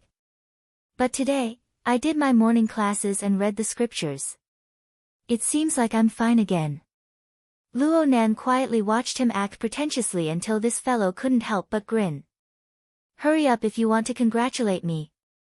A company with a market value of 5 billion couldn't be considered top-notch in the eyes of a rich second generation like Xie Junping. But the information behind it was indeed worth celebrating. I remember you saying that your family's old man would rather hire a professional manager and set up a charity fund to raise money than let you take over. How many years? Cough. How many days ago was that? That's why there's an old saying. A scholar who has been away for 3 days must be looked at in a new light. Look, the living example is right here. So you blinded your family's old man's eyes? Xie Junping choked and couldn't speak. He extended his hand and pointed, but soon he laughed. That's right. The old man was testing to see if his eyes were blind or not. Luo Nan understood. It was clear that Xie Junping's recent performance of being reborn had reignited the flames of hope in his old man. Xie Junping took out a company with a market value of 5 billion for his own son to practice with. There was no need to say anything. This was his own father. Luo Nan sincerely wished. The old man isn't young anymore. I hope that his eyes will always be clear for the rest of his life. I thank your entire family. Xie Junping was already disinclined to get angry. Actually, he really did want to thank Luo Nan. Ever since he became a partner with Luo Nan, it seemed that some marvelous things would always happen. The people he saw, the things he experienced, made him ponder over a few questions he had never thought about before. Unknowingly, he had already changed his usual trajectory. Thinking about it, if it wasn't for the mysterious feeling he had when he was at Gear, Luo Nan wouldn't have been able to abandon his rich nightlife, doing things like meditation, chanting, researching magical arrays, and so on, no matter how unfathomable Dean Wan's soul awakening technique was. If it wasn't for this change, his old man wouldn't have given him this sort of nurturing test for him to inherit the family business. Perhaps he would have been like those drunken seniors of his. He would have relied on the so-called foundation to muddle through his days, until he tossed his last breath around in drugs, fine wine, and women. Perhaps Xie Junping felt that this was pretty good in the past, but now he was faced with Luo Nan, Shui Lei, and all sorts of other miraculous characters and events. His past days seemed too low. It should be better to take a few more steps forward while his own passion had yet to fade. Xie Junping suddenly laughed in spite of himself. He embraced Luo Nan's shoulder once more. Do you know what the biggest change is after I became CMO? Please advise me, Chief Xie. In the past, I spent my old man's money. There were many times when I couldn't find a reason to spend it, and the amount was very awkward. But now, I'm spending the company's money. All I need to do is say, I can earn it back, and it's fine. This is the privilege of a pharmaceutical representative. Your family's old man will cry, right? I feel like I'm holding on to a project that's guaranteed to be profitable. Of course, convincing a bunch of stubborn old fools will take a bit of time. Are you sure? I'm sure, and I'm sure. After all, the only person I really want to convince is my old man. I understand him all too well. Ever since I was young, he always told me this: people always need a little motivation. After all, our vision is only so far. Xie Junping straightened his arm and raised his thumb, squinting his eyes as he took aim. Start with small things that are easy to solve. Get rid of them first and get a sense of accomplishment. It's the same as stepping on the gas pedal. Then you'll enter the fast lane. Under the effect of inertia, you'll keep doing it until the next motivation arrives. So I don't need to promote a lot of new drugs. I don't need to double the company's profits either. I just need to perform a bit better than my previous terrible performance, and the second motivation will beckon me. Oh, I think I used this method when I was learning from Dean Wan. Hey, are you listening? Luo Nan was dazed for a bit. He nodded and said, make your family's old man happy, and I'll give you a $5 billion company as motivation. Is that right? More or less. Then I wish you an early improvement. Luo Nan looked at his watch, waved his hand, and walked out. Hey, let's talk about the $5 thing. Xie Junping finally had a channel to vent his excitement. He grabbed onto Luo Nan, not wanting to let go. It's not like you're going to have a parade. Where are you going on the weekend? I got pointers from your family's old man. I'll go out and put it into practice. Huh? I'll find the easiest problem to deal with. I'll get some motivation or something. Chatting really did help open up one's mind. Luo Nan unwittingly sorted out a bit of a thread from a pile of vexed matters. Right now he was faced with a pile of vexed matters that could be roughly divided into 3 types. The first type was the type that had the heart but lacked the strength. For example, he had to clear his grandfather's name and make formatting theory a prominent school of thought. He would practically have to make the entire world his enemy. It was absolutely impossible to accomplish in a short amount of time. This included Quantum Corporation, the Ability User Headquarters, the Order of Justice, and other new and old grudges. These were the main bodies that gave him enormous pressure. The second type was the type that worked for a long time. For example, cultivating, studying, supplementing his general knowledge, and so on. It was hard to see results in a short period of time, but he had to spend time on them every day. He could not slack off in the slightest. The third type was the type that could be resolved. Most of them were temporary missions, as well as small troubles that he encountered on a daily basis. These 3 types of matters were tightly interwoven together. They gave him pressure, took up his time, and distracted his mind. In the end, they destroyed his state of mind, causing him to be constantly affected by negative emotions. He was constantly fretful and restless. Right now Luo Nan was already clear that he was unable to completely eliminate the pressure. It was also impossible for him to lower the quality of his cultivation. This problem would inevitably exist for a long time. But looking at it from another angle, what he could do under these circumstances was actually simpler: cut the tangled hemp with a sharp blade. He could use the fastest speed to resolve all the miscellaneous matters. He could sever the messy branches that were distracting his mind and let his energy return to the main path. He could also receive incentives in passing. Luo Nan pulled out a thread with great difficulty. He wouldn't waste any more time. He bid farewell to Xie Junping and walked out of gear. He took a look at the credit balance in his personal account. In terms of wealth, a 7-digit number was quite pleasing to the mind and body. He needed to make some extra money faster. Trigate Securities' business wasn't too difficult, and it had the highest quality-price ratio. Once it was completed, there would be a large amount of income. Perhaps he could even give the Devil Ray a down payment. It could be said that this was related to combat strength.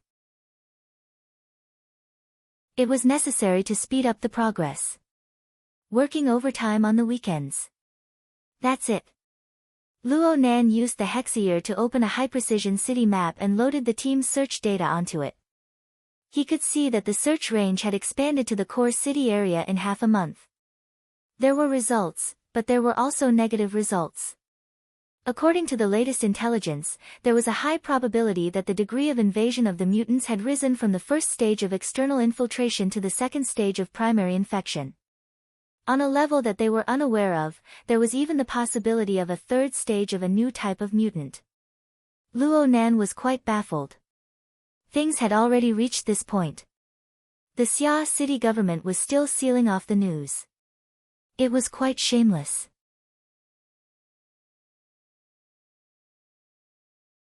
Chapter 447.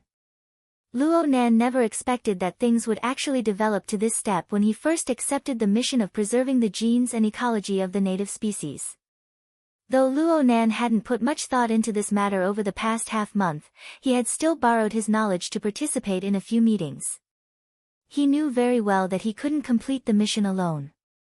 Therefore, for the first time in more than 10 days, he took the initiative to contact his nominal partner. Peony of the Hidden Indigo firm. Luo Nan walked through Ink's channel. This crow believer had been following by Peony's side recently.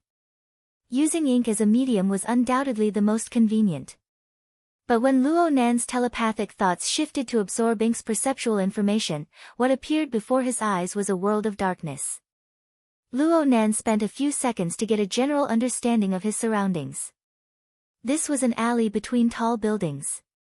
The fire escape ladder attached to the building and the automatic conveyor belt connected the building made the already narrow area even more unbearably crowded. This kind of dark and cramped area usually belonged to the recycling layer. In the shadow of the alley, a certain someone was leaning against the wall on the inside of the corner of the fire escape. The narrow corner could not accommodate her long legs, so she had one leg propped up and the other extended out of the staircase, half of her leg dangling in the air. In this way, Luo Nan could naturally see that the person was actually wearing a pair of cotton slippers. They looked fat and clumsy. It was a stark contrast to his handsome leather jacket and skinny jeans. Oh, the snake-patterned pointy high heels that were thrown askew to the side. Although the color was flirtatious and full of nightclub style, she should be able to hold it up. This sister was now shaking the bottle of wine with a mysterious smile on her lips. She looked like she had a hangover.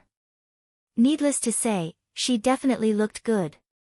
But the problem was this nightclub girl who seemed to have just had a crazy night of fun and couldn't find her home. Was she really that free and easy, yet strong and shrewd peony? If it weren't for the obvious difference in height and facial features, Luo Nan would have believed that he was looking at Cat Eyes, who was drowning her sorrows in alcohol. Under Luo Nan's command, Ink's claws hooked onto the railing of the staircase on the other side of the building. It observed from above. Perhaps she was looking too directly, but Peony suddenly raised her head and met the crow's pitch-black eyes. She raised the wine bottle and gestured. Have a good weekend. Against Ink, or against Pat Block? It was most likely the latter. And so Luo Nan knew that it was very likely that he had underestimated Peony's level of keenness. Or perhaps Peony had been feigning ignorance all along, only revealing clues when she was hungover. Luo Nan certainly had to put 120% effort into dealing with this kind of woman with deep and sharp schemes. He didn't want to leave any clues for her to use against him, so he communicated with Peony through the rubber band on Ink's ankle. Moreover, he asked a question he already knew the answer to. Good morning. Did you just search this area? I didn't. The door was blocked, so I snuck out. Hee, why do you look like you've been caught red-handed? Luo Nan did his best to make his tone sound like that of an adult. He learned from Crag Burst and joked a bit too much. Peony responded calmly, probably. But are you finally free this weekend and ready to officially join the crew and take a makeup break? Hey, don't ignore my contribution. Forget it. Luo Nan knew that Peony was looking down on his behavior of not putting in any effort during this time. Frankly speaking, he really hadn't put in any effort ever since he reported the whereabouts of the Winghand bloodbat. He had received over $1 million in remuneration so far. At least half of it was a bit of a hot potato. Peony didn't bicker with him about this. She just shook the bottle again. I can't keep you company today. I have something to do. Do you know? The World University's birthday is a holiday that belongs to us. Luo Nan was actually speechless. That's right. When he first met Peony, she came out of Acumen College. It seemed that she was a graduate student of some professor. She could be counted among the ranks of university students. Speaking up to this point, Luo Nan actually wanted to investigate Peony's background more than once. The problem was that he had to take Her Majesty Empress Wu's face into consideration. He could only act muddle-headed for now. You want to participate in the parade too? Speaking of which, Crow, you pay a lot of attention to the lives of students. I'm just surprised that you're not doing proper work. Mr. Crow. Oh right, you can't add a suffix, right? Then, Mr. Partner, humans haven't evolved to the point where they work 24 hours a day, 7 days a week without sleep or rest. Humans are very weak. They get tired. We find time to rest. We find fun for ourselves. It is because of this that it is interesting and wonderful. So, don't obliterate the final value of human society. Luo Nan was speechless once more. He looked at her appearance. Could it be that, you've fallen out of love, right? Don't read too much into it, Mr. Partner. I'm enjoying my current state. Unfortunately, I can only get drunk for a while. Peony faced Crow from afar. She shook the wine bottle once more, and then she drained it in one gulp. The wine bottle smashed against the wall with a crash, and then it fell down the stairs. In the end, it was smashed into smithereens. Peony stood up against the wall. She lowered her head and curled her lips in disgust. So ugly. She was referring to the cotton slippers on her feet. They were blue-checkered men's slippers. They were old, and Luo Nan had a few pairs at home. The old and mediocre outer appearance really didn't match well with Peony's slender and well-proportioned feet.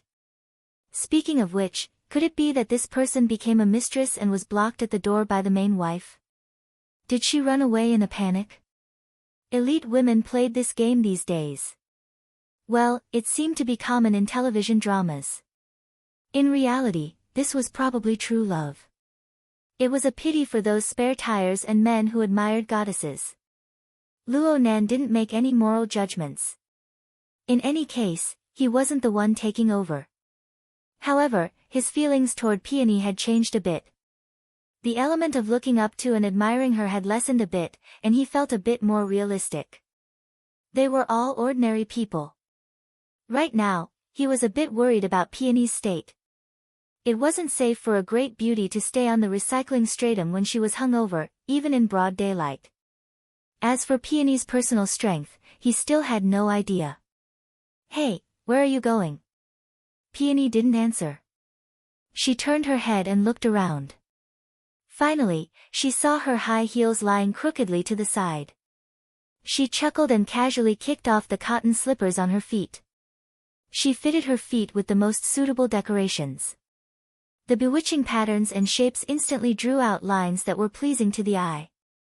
Peony seemed to instantly regain her usual aura after putting on the shoes that belonged to her. She laughed again and waved her hand at Crow above her. Then she staggered her steps and walked out of the alley. She's definitely right. She's pretending to be calm. Luo Nan pondered over Peony's state of mind as he urged Crow to follow her. The alley went all the way up, slowly going from the recycling stratum to a normal street block. Perhaps the statistics of the public security department were far too accurate, or perhaps Peony had the talent to act in melodramatic dramas. It wasn't unexpected that such a great beauty would bewitch the eyes of some people. In the shadows of the building, a tall and coarse young man brushed shoulders with Peony. When he looked at her from the front, his eyes nearly popped out. He turned his head to look at her back and was stunned for a few seconds. In the end, his heart was clouded by lust. He turned around and chased after her, chuckling as he struck up a conversation. "Beautiful, where are you going?" Peony didn't pay any attention to him, but the young man's skin was thick enough. He followed closely and didn't let go. "Look at you. You didn't drink to your heart's content last night, right? I know a good place. Let's continue another round." Peony continued to move forward, but an inexplicable smile seeped out from the corner of her lips. The young man saw the side of the beauty's face suddenly come alive because of her smile, and he became more and more enchanted. He raised his hand, wanting to hook it around Peony's shoulder. Then he heard a slightly hoarse voice at this time. "I know that all life here has never cultivated properly." "Huh?" The young man's nose was already smelling the fragrance of a fragrant body mixed with the smell of alcohol. From his perspective, this was the smell of desire. Then, the stairs came head-on towards him. Thump. The young man simply slammed into the stairs. He didn't move an inch, fainting. Peony didn't even turn her head. She continued to stagger forward, occasionally leaning on the wall. She chanted unhurriedly as she walked. Persevering in the 5 desires, infatuated with love, giving birth to anger.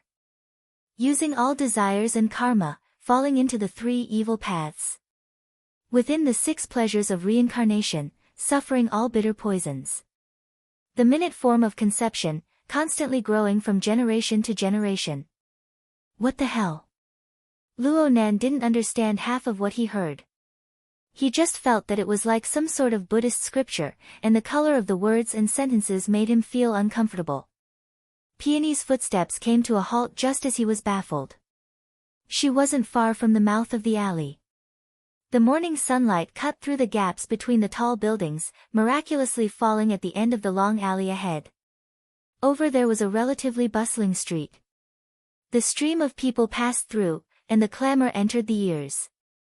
Ink folded its wings and stopped on a certain window sill above the mouth of the alley. It continued to stare at her. But Luo Nan saw Peony smile inexplicably. She directly stepped out of the mouth of the alley, reflecting the slanting sunlight. Her smile was brilliant and bright, devoid of any depression or filth. Just like this, she naturally blended into the surging stream of people on the side of the street. However, the most eye-catching thing right now was a group of university students marching toward the City Hall Plaza. Luo Nan wasn't interested in this. He felt that the current Peony seemed to be easier to communicate with, so he asked, "You're planning on spending the day in the City Hall Plaza? Then do you have any information?" Clap clap clap. Clear and resounding applause rang out. Peony stood by the side of the road, forcefully applauding the marching group. She shouted loudly, "Unity!" Her drunken and wanton appearance was very annoying, but as a beauty, she had special privileges. Most of the people in the marching group were stupefied, but there were still quite a few young men who laughed loudly in agreement when they saw the encouragement of a great beauty like Peony. Unity! Peony continued to applaud with all her might. She leaned forward slightly, arched her back, and clapped her hands red. It was as if she was already immersed in the enthusiastic atmosphere. Then she shouted loudly once more, "Honor!" She was a beauty again, and she was so sincere. This time, there were even more people who responded. The sound waves had already converged into form. Honor! Faint beads of sweat appeared on Peony's forehead. She simply tore off her leather jacket and draped it over her arm. Her upper body was just a thin shirt, and it was completely unable to conceal her beautiful lines. However, what truly stirred people's hearts was her wanton and bright smile. Her snow-white teeth were revealed beneath her beautiful lips. They were so splendid. She walked into the marching group with large strides amidst this sort of smile. She was like the most familiar of friends. She opened her arms as if it was a matter of course, and she placed them on the shoulders of 2 students. The students just so happened to be a man and a woman. Both of them were stupefied. But at this moment, the screams and applause of the others shook the windows of the surrounding tall buildings to the point of droning. Peony faced the sky and howled amidst this wave of sound. Youth! The hearts of the marching group and the surrounding spectators had already been stirred by this dazzling beauty. Most of the people were already at a loss for words. They just screamed in response. Then everyone saw the arm that pointed to the sky. Victory!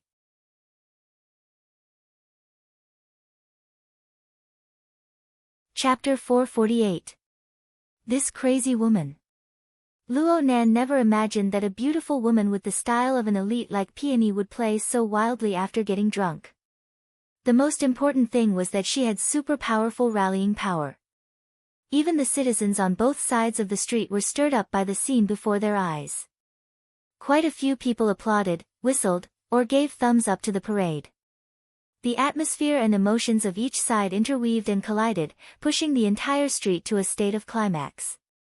Luo Nan didn't know what to do in this situation. Muddle-headedly following in the air for half a block, Peony's interest actually increased rather than decreased. She was truly in high spirits from playing. In the end, Luo Nan felt that he really couldn't keep up with her anymore.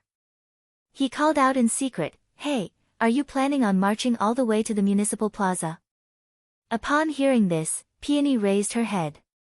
Disregarding her current situation of being the center of attention, she extended her hand and pointed straight at the ink in the air. Amidst another wave of cheers, she laughed loudly. "Bet your college life on it. Do it. Damn, this woman is really crazy." Though he said this, Luo Nan was actually quite envious. First, it was Peony's innate talent as a natural leader. Her affinity, rallying power, and inciting power were all off the charts. With just a few vague words, she was able to make thousands of students and citizens dance with her baton. Secondly, it was probably that wanton and unrestrained attitude. This woman clearly hid deep gloomy emotions in her heart, but the moment she walked into the crowd, it was as if all the obstacles had been swept away. Looking at her smile, it was as if there was bright sunshine shining directly in. Should he call her scheming or strong-willed? In any case, this was completely different from using alcohol to vent one's emotions. Cat eyes should seriously learn. Though Luo Nan was the least qualified to say these words. Luo Nan's main body had just walked out of Acumen College while he was paying attention to his partners going on strike. But where should he go next? He stood at the school gate, hesitating. Peony was the one in charge of communicating with Trigate security. Without this link, Luo Nan would be unable to receive support from that side. Was he really going to wander around the city alone and cast his net a few times? Luo Nan's wristband suddenly vibrated. There was a call coming in, and there was even a video request. Luo Nan swept a glance and rushed to connect, and? On the virtual screen, Luo Shuqing's face was serious but pale. She did not look well. "Where did you sleep last night?" "Not in Blue Bay." No, I'm at Ocean Sky Cloud City." Luo Nan answered cautiously. "What for?" "It's mainly because it's more convenient for me to go to school today, so I stayed with a few friends nearby. I forgot that it's Saturday. I'm at the school gate now." Luo Nan felt that there was nothing to hide. He even raised his hand to shine a circle in all directions to show his sincerity. He let his aunt see the surrounding environment. Even with his attitude, Luo Shuqing's expression was still serious. She seemed to be asking and confirming, was it Mo Ye who was in Blue Bay last night? She seems to be there quite often recently. Luo Nan absolutely wouldn't take the initiative to admit that he had contacted Mo Ye last night, so he spoke vaguely. But even so, his aunt did not let him off easily. Her tone was unusually stern.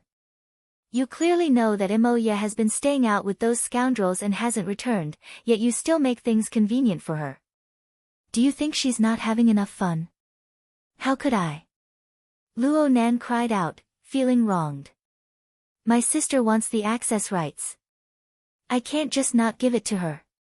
Recently, I had been living in the Nade district, so how could I have the time to care about Blue Bay? I haven't cleaned it for a long time. That depends on the situation. That's your house. It's passed down from your ancestors. My heart hurts when I think about how it's been messed with by those fellows who don't know what's good for them. Take back your access rights. What was going on? It must be said that his aunt had been extremely dissatisfied with Emoya staying out at night recently, but she didn't have any intentions of squeezing her daughter's living space outside. She couldn't bear it today. Luo Nan scratched his head a bit when he saw his aunt's unsightly expression. But he knew that he absolutely couldn't go against the Grand Secretary's will right now. He hurriedly said, "Don't be angry. Taking it back is just a matter of operation. I'll do it right away. Wait for me to leave." Huh? You're in Blue Bay right now? Luo Nan finally discovered that the background of the video was a bit familiar. He wiped his cold sweat.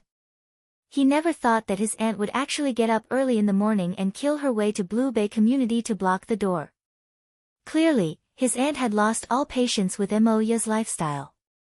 Even if she carried the title of a feudal parent, she still wanted to forcefully intervene. Seriously, is my sister still alive? She ran off with her guitar. There's no one over there. Then I'll send you the passkey. You can deal with it as you see fit. No need. Why would I need the passkey for a house under your name? Aunt and I can't differentiate between inside and outside. Luo Shuqing clearly knew that Luo Nan was deliberately trying to be obedient, but this scene was far too rare. Even though Luo Shuqing was in a terrible mood, she still couldn't help slowing down her tone. There's no need to curry favor and act cute here. I don't buy it. Emoya's way of doing things is very excessive. You, her accomplice, won't be able to escape. Of course, there's also Mo Peng. I remember every single good deed you three have done. Let's go back and talk about them one by one. Please calm your anger. There's nothing to say. As long as you can make my sister fully realize her mistakes, I'll be willing to accept a few beatings. Luo Nan could sell out his sister in minutes without any pressure. And this sort of jesting and joking method was much better than being a yes man. Luo Shuqing finally hooked her lips. You've become quite glib lately. Do you have a girlfriend? Luo Nan blurted out, how is that possible? He had learned quite a few dirty jokes from Papercut and Crag Burst. Cat Eyes was also someone who dared to say anything. Mixing around with that lawless ability user would cause some changes in his speech habits. And this seemed to be the most effective way, right? Luo Shuqing really did divert his attention. I heard Mo Peng say that you have quite a good luck with women at Acumen College. He's just jealous that I'm being taken care of by my senior. Okay, I know. No matter how charming the children of the Luo family are, there's no problem with their hearts. However, you need to learn some skills in getting along with people. Don't be so straightforward. You'll hurt yourself and others. That's not good. Yes, you're right. It's not a problem for you to have a few more friends. But don't learn from your sister. Don't fall head first into those circles. I won't. I won't. Luo Nan laughed dryly. He said a few more words and finally hung up the phone. He didn't stop after that. He immediately found Emoya's number and dialed it. However, there was no response from the other side. Did I just lose contact? What kind of trouble did I get myself into? Luo Nan called twice, but he didn't get a response. He couldn't help but scratch his head. His aunt's emotions were controlled quite well when she was talking to him. But if she wasn't truly furious, she wouldn't have vented her anger on him. Luo Nan was a bit regretful right now. He should have made a trip to Blue Bay last night when he passed through the River Wu district to understand the situation. He paced a few steps in front of the school gate, his hand pressed to his ear. He considered finding a skilled expert like bamboo pole to lock onto Emoya's position. Was this making a mountain out of a molehill? His wristband vibrated just as he hesitated. He subconsciously connected the call and Moya's voice came through.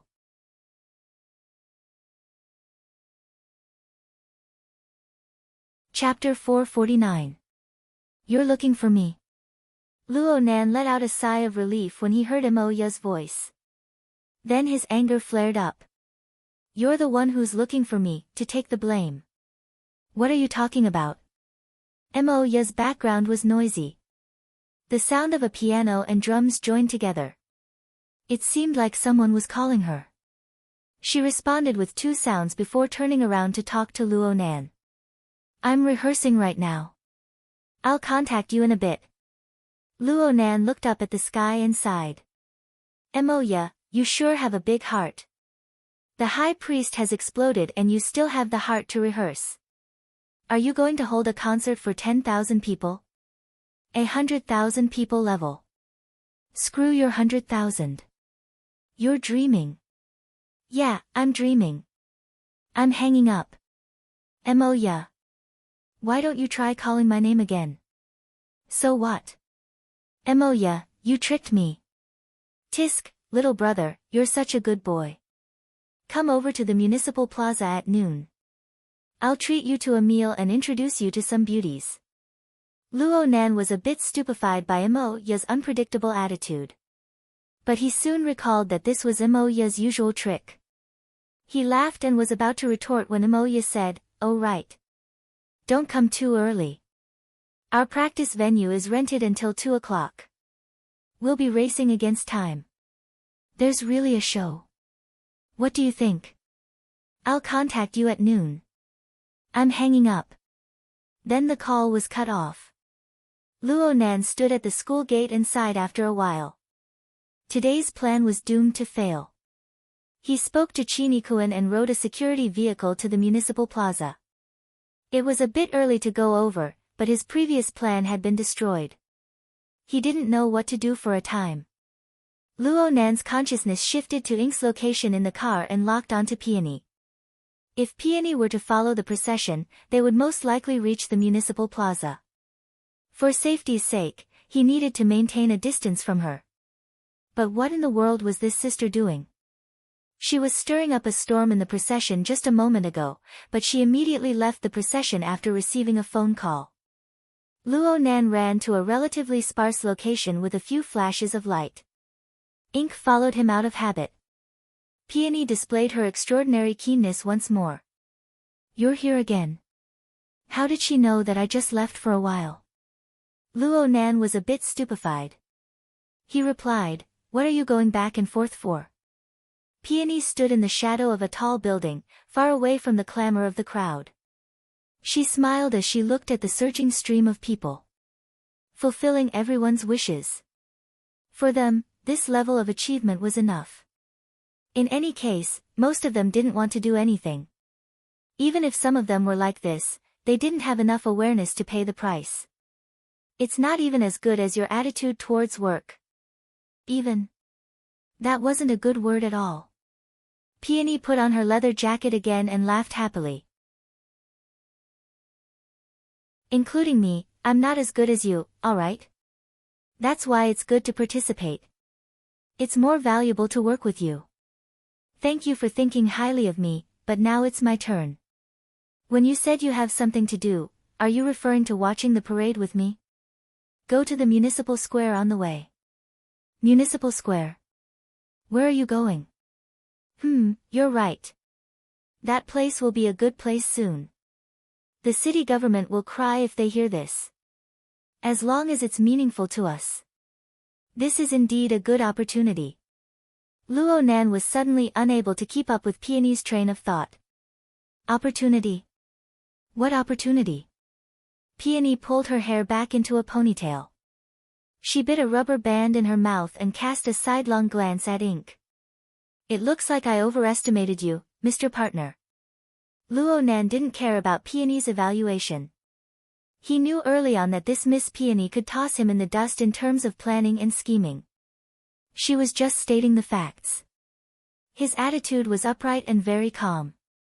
You don't need to evaluate my thinking ability. You just need to provide the conditions for me to reveal my search and sensing ability. I believe that this is the meaning of us being partners. Oh, that makes sense. Peony really did seriously consider this for a moment. Then she nodded. That's what the firm told me in the beginning. How could I forget? I'm sorry. Maybe I drank too much last night. Of course, it's more likely that you haven't fulfilled your duties during this time, giving me some sort of misconception. Maybe. Peony tidied up her ponytail and stepped on the high heels on her feet. I need to change this too. But let me first explain the so-called opportunity. Since we're going to the municipal square, as long as it's not a particularly exhausting matter, we can completely handle the related search work. After all, this is an opportunity to collect sufficient samples. Samples? That's right. 3 samples. It's just like what's described in the records of the operation.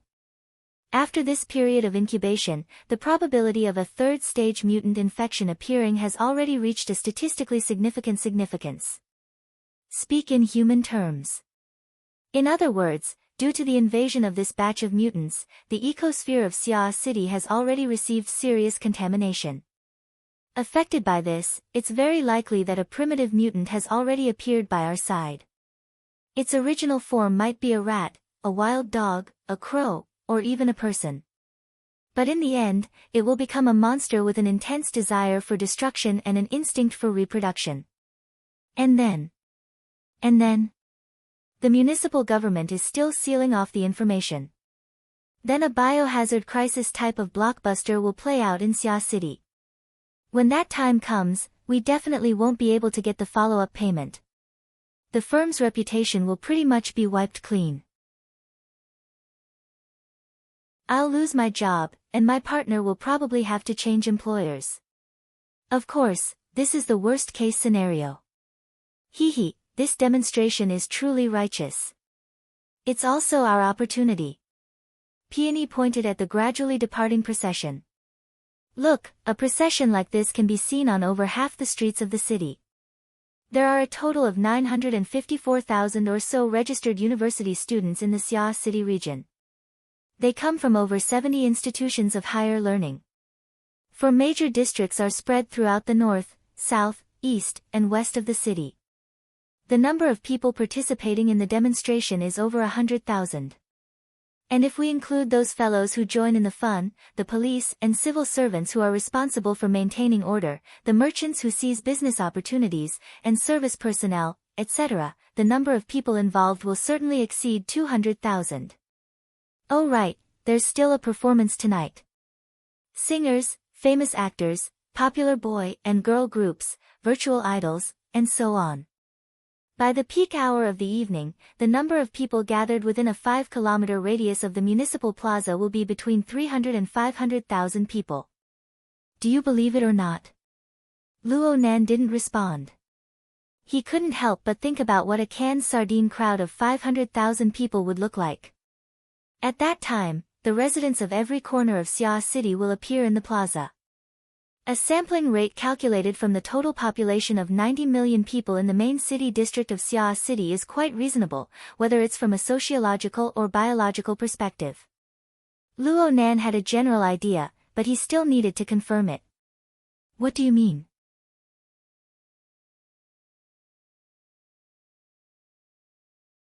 Chapter 450. The atmosphere of Sia City in early winter was abnormally fiery because of the university student parade. The closer one got to the municipal plaza, the higher the heat. At 10 o'clock in the morning, there were already over 20 university parades stationed in the plaza and surrounding areas. Under the illumination of the winter sun, the weather could be considered fine. The temperature was neither hot nor cold. The university students, still in their energetic phase, began to wave slogans in the municipal plaza. They chatted with the surrounding military and police, testing each other's limits. Most people knew that today's parade was just a show. Professional skills and cooperation from all sides were indispensable in order to have a happy and brilliant show. Aside from reaching a consensus on this point, everything else was like a plate of loose sand. Luo Nan found a leisure library on the outskirts of the municipal plaza. There was a tea house, a water bar, and a hot drinks shop inside. Most importantly, the window position near the plaza was very good. It just so happened that the municipal plaza and most of the eastern area could be seen. He casually tapped the pages of the e-book on the translucent coffee table. 99% of his energy was placed on the plaza, searching for suspicious targets according to Peony's perfect plan. Then he confirmed, perfect my ass. There were parades, spectators, passers-by, and so on around the plaza. There were only several tens of thousands of people if all of them were counted. But the stream of people shuttling back and forth had their respective life sketches interwoven together to construct a changing star atlas. It was like an e-book on the table. The words were dense, and page after page flashed past. It was dizzying to read. Right now, the number of people was far from reaching its peak. After the parade and the carnival began at night, it was very likely that there would be 500,000 people. They would be like sardines squeezed into a narrow area with a radius of 5 to 6 kilometers. The range was not a problem, but the density of stars in the living starry sky of 500,000 people was something that not even the center of the Milky Way could compare to. He squeezed out all of his brain juice. Could he color the target? Too chaotic. Too chaotic. Luo Nan's fingers lightly tapped on the table. He changed his tempo and volume to dispel the fidgety emotions in his mind. The order of the plaza was very chaotic right now, but the hearts of people were even more chaotic. Luo Nan had observed the parade that Peony had teased through Ink's perspective. Several hundred people advanced passionately. Their surging emotions formed a layer of scorching incorporeal flames. They had already formed some sort of initial fusion, some sort of embryonic form of a system. They seemed to converge, but in fact, they could be contrasted to highlight the minute differences and contradictions of individuals. The procession in the plaza did not have this condition at all. Luo Nan could only begin by searching the target itself. However, the characteristics of the first, second, and third stages of a mutated infection were all different, especially the most likely second stage, which was the incubation period, in which the infection had not yet completely mutated. At this stage, the difference between the target and a normal creature was very small. It required a high degree of precision and a large amount of experience to make a judgment. Luo Nan had the information provided by Trigate Security by his side. He had used the standards of the root receptacle, root nature, and root trigger taught by Gym Master Shio to distinguish them, but this was not enough. The technique of distinguishing between the nature and mechanism of a tool also required a large amount of experience as a foundation. Luo Nan's current accumulation was far from enough. Not to mention that mental sensing had always been a very personal experience. It was very hard to truly comprehend it just by looking at the information. He needed to discuss this with someone, but the advisor, Peony, was still traveling leisurely on the road. It was said that she would arrive in the afternoon. Luo Nan stood by the window and observed for a while, consuming nearly all of his interest. There was also a lack of breakthroughs in his train of thought. He was simply wasting time and tea. He picked up a teacup and took a sip, slightly relaxing his nerves. Then he felt a weak stimulation nearby. It was not a target, but it was non-hostile. Chattering. Luo Nan turned his head to look, accurately capturing the source of the stimulation. There was an aisle and a row of tables, and he saw a familiar face. The other party's expression was a bit stiff when they met Luo Nan's gaze, but they still nodded politely in greeting. Luo Nan responded and then ignored them. However, the other party was still within the range of his perception. There were two people at the other party's table. They were both women, and they had been talking private all this time. They had been talking about him since just now.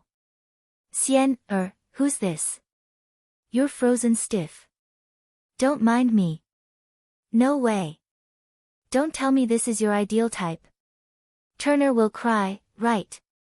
I said don't mind me. But he looks so weak. He's like a little submissive. Look at what he's wearing. It's an autumn sweater. The color is gray. It looks like some school uniform.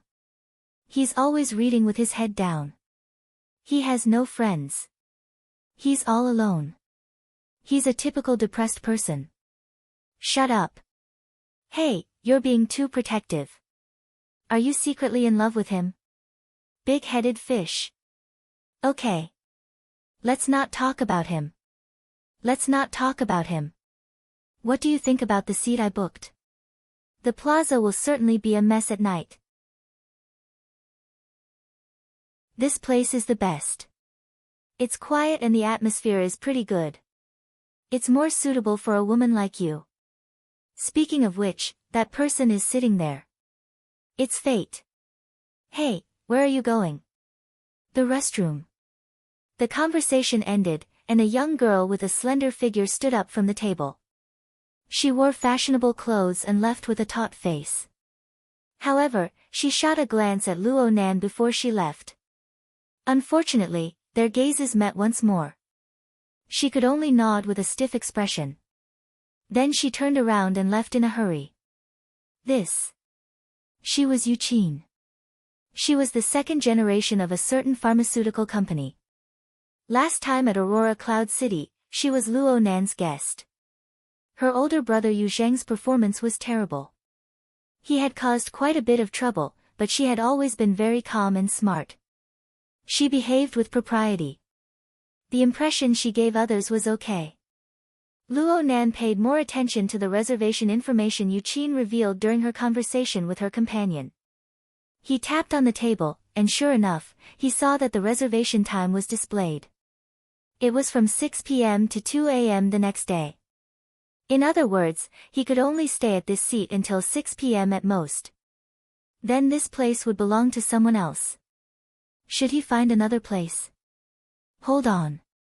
Since the two young girls could think of this, then the others. Luo Nan immediately entered keywords such as municipal plaza, parade, performance, and so on. Sure enough, the reservation service had already been activated for the relevant window viewing seats, and the number of available seats was rapidly disappearing. He only hesitated for a bit at two relatively remote seats. Game over. Forget it. With his mental senses, it didn't really matter if the location was good or bad. Perhaps it was even safer. Luo Nan sighed. He leaned his back against the back of the soft chair and closed his eyes to rest.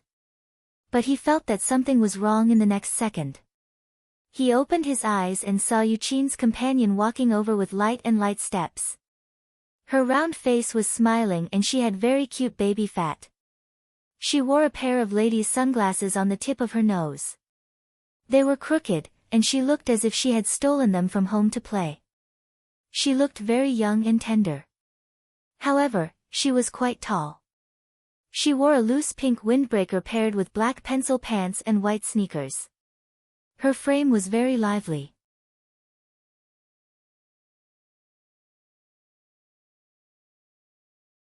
Chapter 451. It was hard to imagine that this girl, who called herself Fathead Fish, wouldn't care about anything else. She started off with a bunch of beeps. Luo Nan was stunned for a moment when faced with such a familiar person.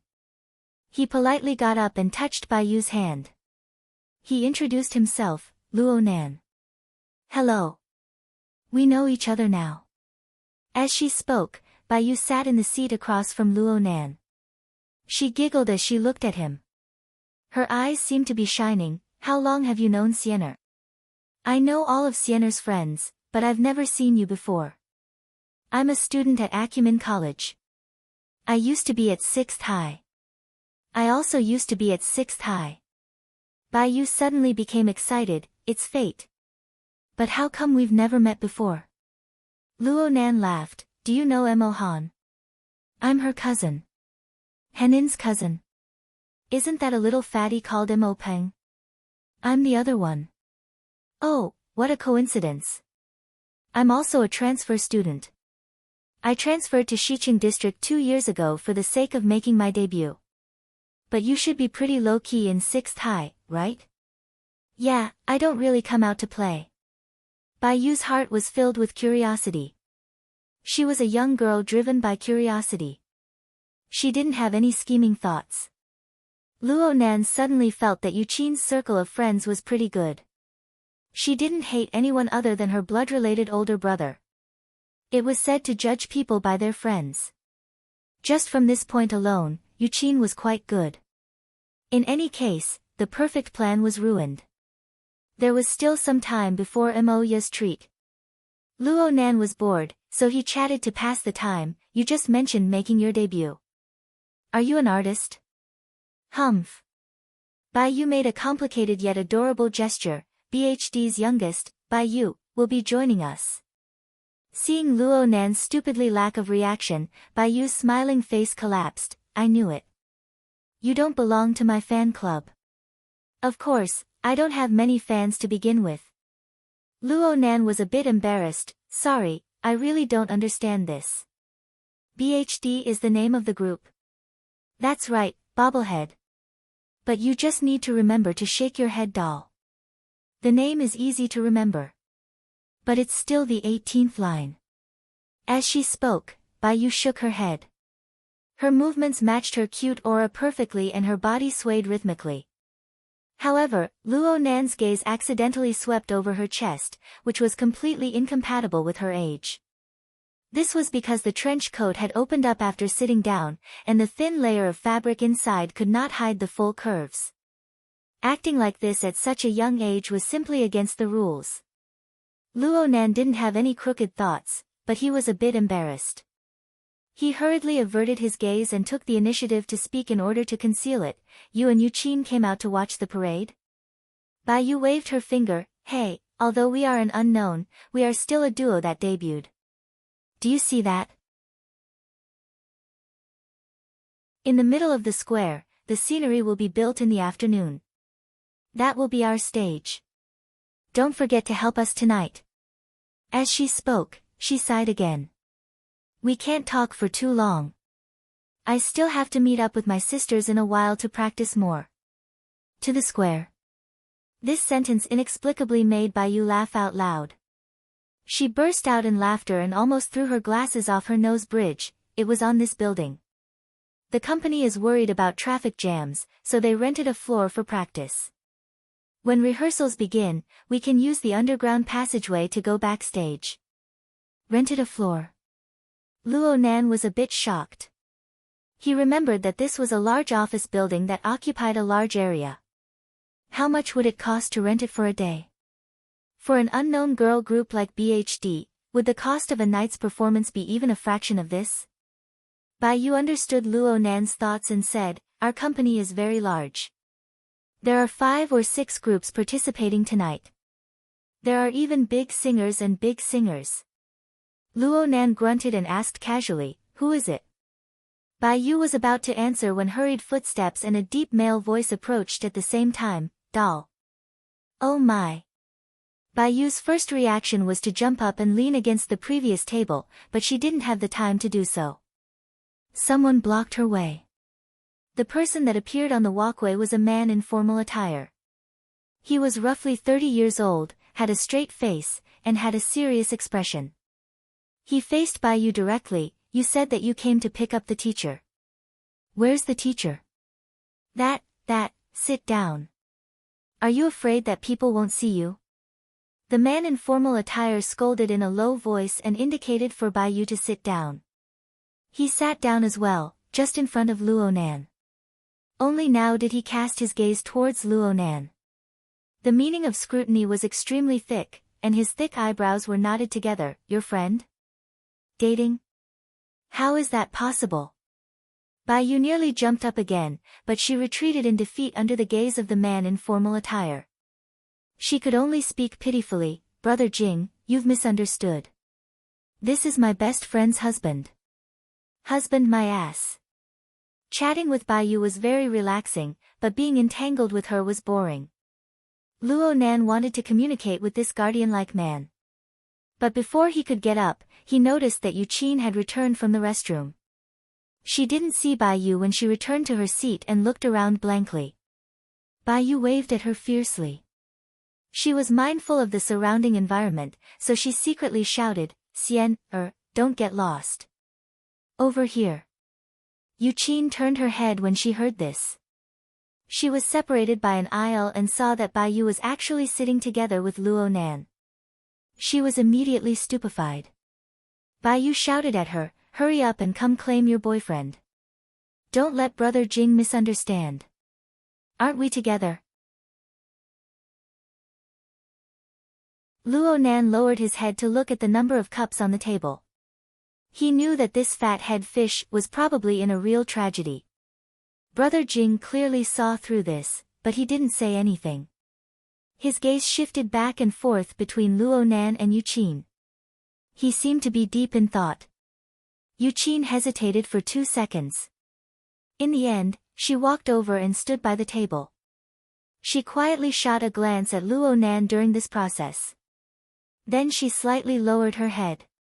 She was probably trying to find a balance between respect and calmness.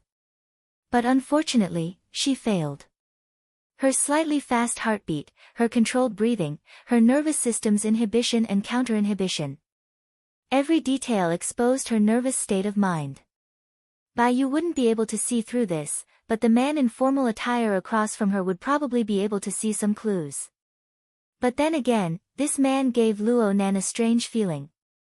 Luo Nan thought for a bit and took advantage of the situation to get up.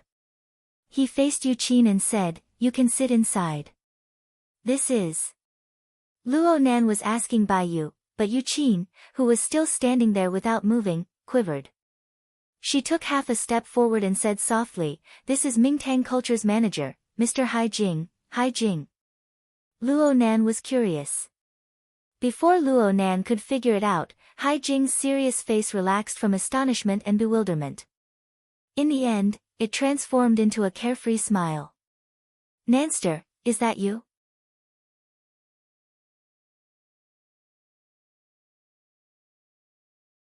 Chapter 452.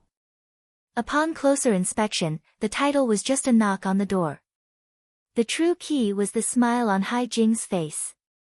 He opened his mouth wide and revealed his teeth. His unrestrained and smooth expression instantly broke through the solemn temperament of his formal attire. It caused the clean face before Luo Nan's eyes to overlap with a large face with sideburns. Hai Jing, the first lead singer of Mountain Stream, the band Mo Ye belonged to. That was 6 years ago. Mo Ye was still in her 3rd year of high school at the time. She had just joined the band and obtained the position of melody guitarist with her skillful technique. Luo Nan was just a brat who wasn't even 10 years old. He had yet to start researching formatting theory. In today's sense, life had yet to begin. However, Luo Nan still had some impressions in his chaotic and blurry memories. Hai Jing, the lead singer of the band at the time, had a resounding and clear voice. It could be said that he had a gorgeous voice. He was the type that Luo Nan could accept in the noisy and chaotic underground rock circle. It could be said that the entire Mountain Stream band's style was built around this lead singer. Mo Ye's gorgeous solo performance, known as the Palace on Strings, brought out the best in Luo Nan's style. Many times, they would be called low-level, vulgar, and trendy dogs in the circle because of this. Mo Ye had cried because of this. The one who had hugged and comforted her back then was Hai Jing. Luo Nan had always been conservative. This kind of intimate and caring attitude was already beyond his expectations. So Luo Nan had the impression that Hai Jing had been a candidate for brother-in-law for quite some time. But later, this potential brother-in-law suddenly disappeared from her memory. TSK, the human memory mechanism was really strange. A small trigger was able to make the already gray and gray images regain color and flow. Luo Nan was immersed in his memories. He seemed to have returned to that ignorant and clean world. There were some subtle changes in his emotions. He subconsciously laughed, "Brother Jing, long time no see. You're actually a manager now." Hai Jing laughed, "You came to see Mo Ye's performance. She said she would treat me to lunch." "Huh? Then thank me." Hai Jing pointed at his own nose, "I was the one who booked the restaurant. Didn't you know? Mo Ye and the others just signed a 2-year contract with Mingtang. I just so happened to be in charge of today's performance." You signed a contract?" Luo Nan was a bit embarrassed. He really didn't know. Just a week ago.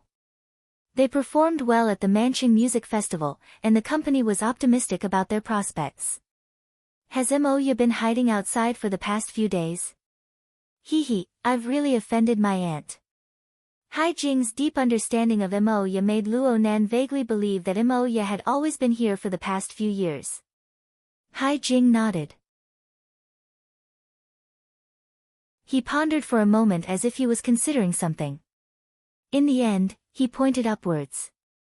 Moya and the others are rehearsing now. They are in the same place as Dal and the others. Do you want to go and take a look? Before Luo Nan could respond, Baiyu was already dumbstruck. Why? Why can't I invite Qin Xian? Hai Jing glanced at her. Shangxi's contract is a management contract, while yours is a training contract. That is the difference. Baiyu was immediately defeated. But then she saw that Luo Nan was looking in the direction of Hai Jing's finger. Luo Nan had a very focused appearance, and she couldn't help but spit, "Hey! There are still over 10 floors." Of course, Luo Nan wouldn't say that he had locked onto Moya's position through his mental senses. He just nodded and smiled at Baiyu before asking Hai Jing, "Is it convenient?" Hai Jing seemed to have thought things through. This is Shangxi's first performance since they transformed from an underground band. The scene tonight will be huge. I'm worried that they'll be nervous. Having a family nearby will certainly help. I heard that it's a scale of several 100,000 people. The company estimates that it can reach 1 million people at its peak. Rock bands naturally have an advantage in this kind of occasion. It's an excellent opportunity. 1 million people. Luo Nan clicked his tongue. Moya, that fellow. She really went wherever there was excitement. But was their band already at the level where they could perform in public at a large-scale event with 1 million people? How about this? Touch me with your wristband and I'll give you the authority. Since the security around the plaza has been upgraded, we can only use a face-to-face invitation to increase the authority. Luckily, I still have a spot on my side. Doll, what are you doing? Baiyu withdrew her finger and had an innocent expression. Brother Jing, are you trying to ruin their date? Are you trying to break up an affectionate couple? This wasn't the end. Luo Nan rolled his eyes. Next to him, Yuqin took a quiet breath. She raised the teapot and poured tea for Luo Nan. Her demeanor was refined and gentle, and it matched perfectly with Baiyu. Yuqin's appearance was definitely because she still had lingering fears from the conflict last time. She was deliberately acting low and small.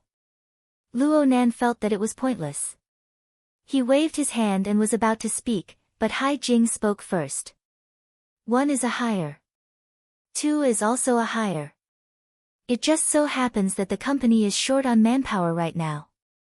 I'll just take in 2 temporary workers. Brother Jing, you have a lot of knowledge. Baiyu gasped in admiration. She gave Hai Jing a thumbs up and winked at Yuqin. Yuqin forced a smile and took another deep breath. She stole a glance at Luo Nan and remained silent. Hai Jing quickly shared the authority with them. Then he got up and said, "Let's not waste time. Let's go back. I'll tell you guys about the things to take note of on the way." Hey, doll, you're not done yet. Baiyu raised her head and revealed a careful smile. Brother Jing, did you forget about the teacher? Hai Jing was a bit startled. He was a bit embarrassed under the gazes of Luo Nan and the other 2. He slapped his forehead and sat back down. I almost forgot. I'm going to make a phone call. The call connected a few seconds later. Then he hung up. I've already arrived. I've used up my authority. Baiyu, bring out yours. It seems that this is the reason for me to approve your leave, right? Baiyu giggled. She stretched her neck to size up the entrance. I don't see anyone. Did you guys drink too much again? If we get the smell of alcohol from our bodies, Brother Jing, you'll have to help us explain to the company. It could be seen that Hai Jing had a close relationship with Bai Yu and the other artists. Work was work. Friendship was friendship. Hai Jing could clearly distinguish between the two and complement each other. It seemed that he was doing quite well as an agent. However, it was a pity that the loud and clear lead singer of Mountain Creek would probably never be able to come back. Luo Nan was a bit lost in thought, but he was soon awakened by a stimulus. His brows furrowed. Bai Yu had already locked onto her target. She's coming. She's coming. Teacher, over here. Luo Nan turned his head and saw a woman around 30 years old walking over. She wore no makeup, but her slightly brown skin was extremely lustrous. It didn't give off a dark feeling. She wore a white long-sleeved t-shirt with a jacket draped over her shoulder. She wore dark blue bloomers paired with nude high heels. She was dressed to the point of being a complete mess. She looked very confident and at ease, but in essence. Hai Jing stood up to greet her. He called her teacher, but he didn't mention her name. It sounded a bit awkward. Bai Yu also chuckled as she leaned over. She hugged the person across the reading table. Teacher, it's been a week. You must teach me how to take care of my skin this time. Oh right, let me introduce you. Bai Yu enthusiastically introduced them. These two are. There's no need for introductions. I've met them before. Yu Qin had already stood up. She bowed and greeted the person. Hello, Teacher Cat Eyes. You still remember my name? How thoughtful. The person had a subtle smile on her lips. Her gaze didn't linger on Yu Qin. Instead, she took the opportunity to look at Luo Nan, who was slowly getting up. When their gazes met, her complicated smile finally blossomed. Hey boss. Your new target? Luo Nan had a serious expression. Teacher Cat Eyes, don't joke with me.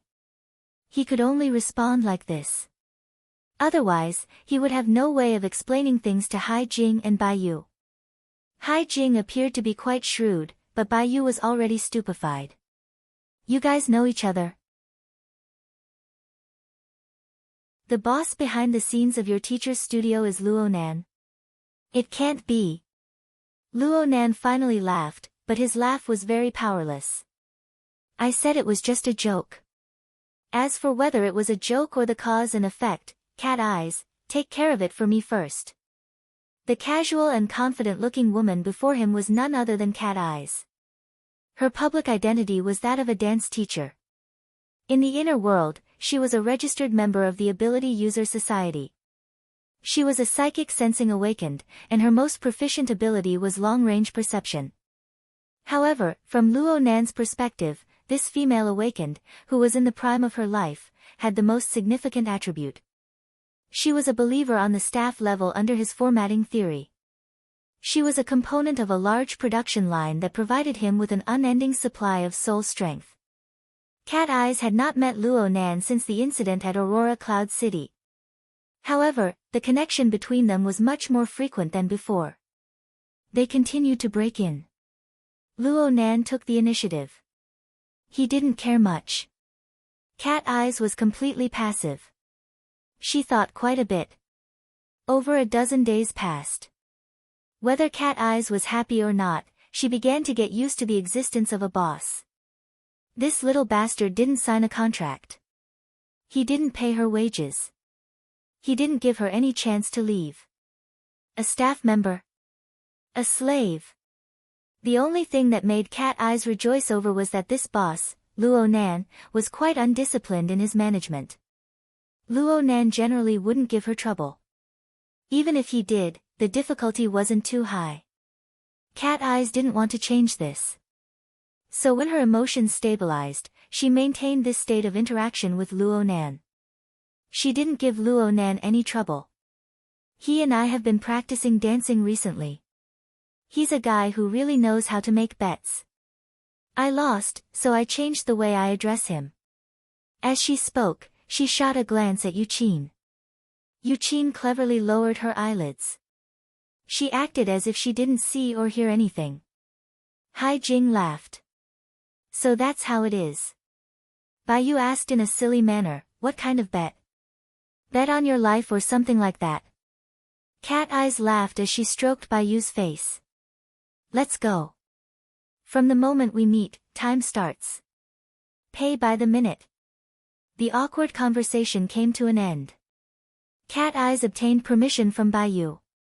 The group immediately followed Hai Jing. They left the library and entered the private elevator of the building. After swiping the permission, the elevator locked onto the floor and went up automatically. Hai Jing made arrangements in the elevator. Teacher and Baiyu will go to the practice room. Nanster and Yuqin will first come with me to change their nameplates. Sign a temporary contract as well. This way, you will have the status of a staff member. You won't be too conspicuous. It will be more convenient to enter and exit. So complicated. Baiyu sighed a little. Luo Nan expressed his thanks.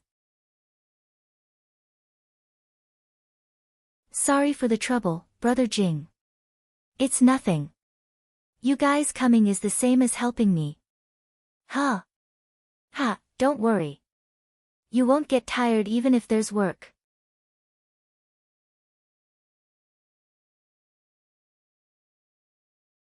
Chapter 453. The door to the practice room opened a crack, and the scattered notes floated out. Under the guidance of the bass, the clear chords of the guitar streaked through 2 bars before breaking off. Then came the sound of discussion. Look, the effect is better without plugging in.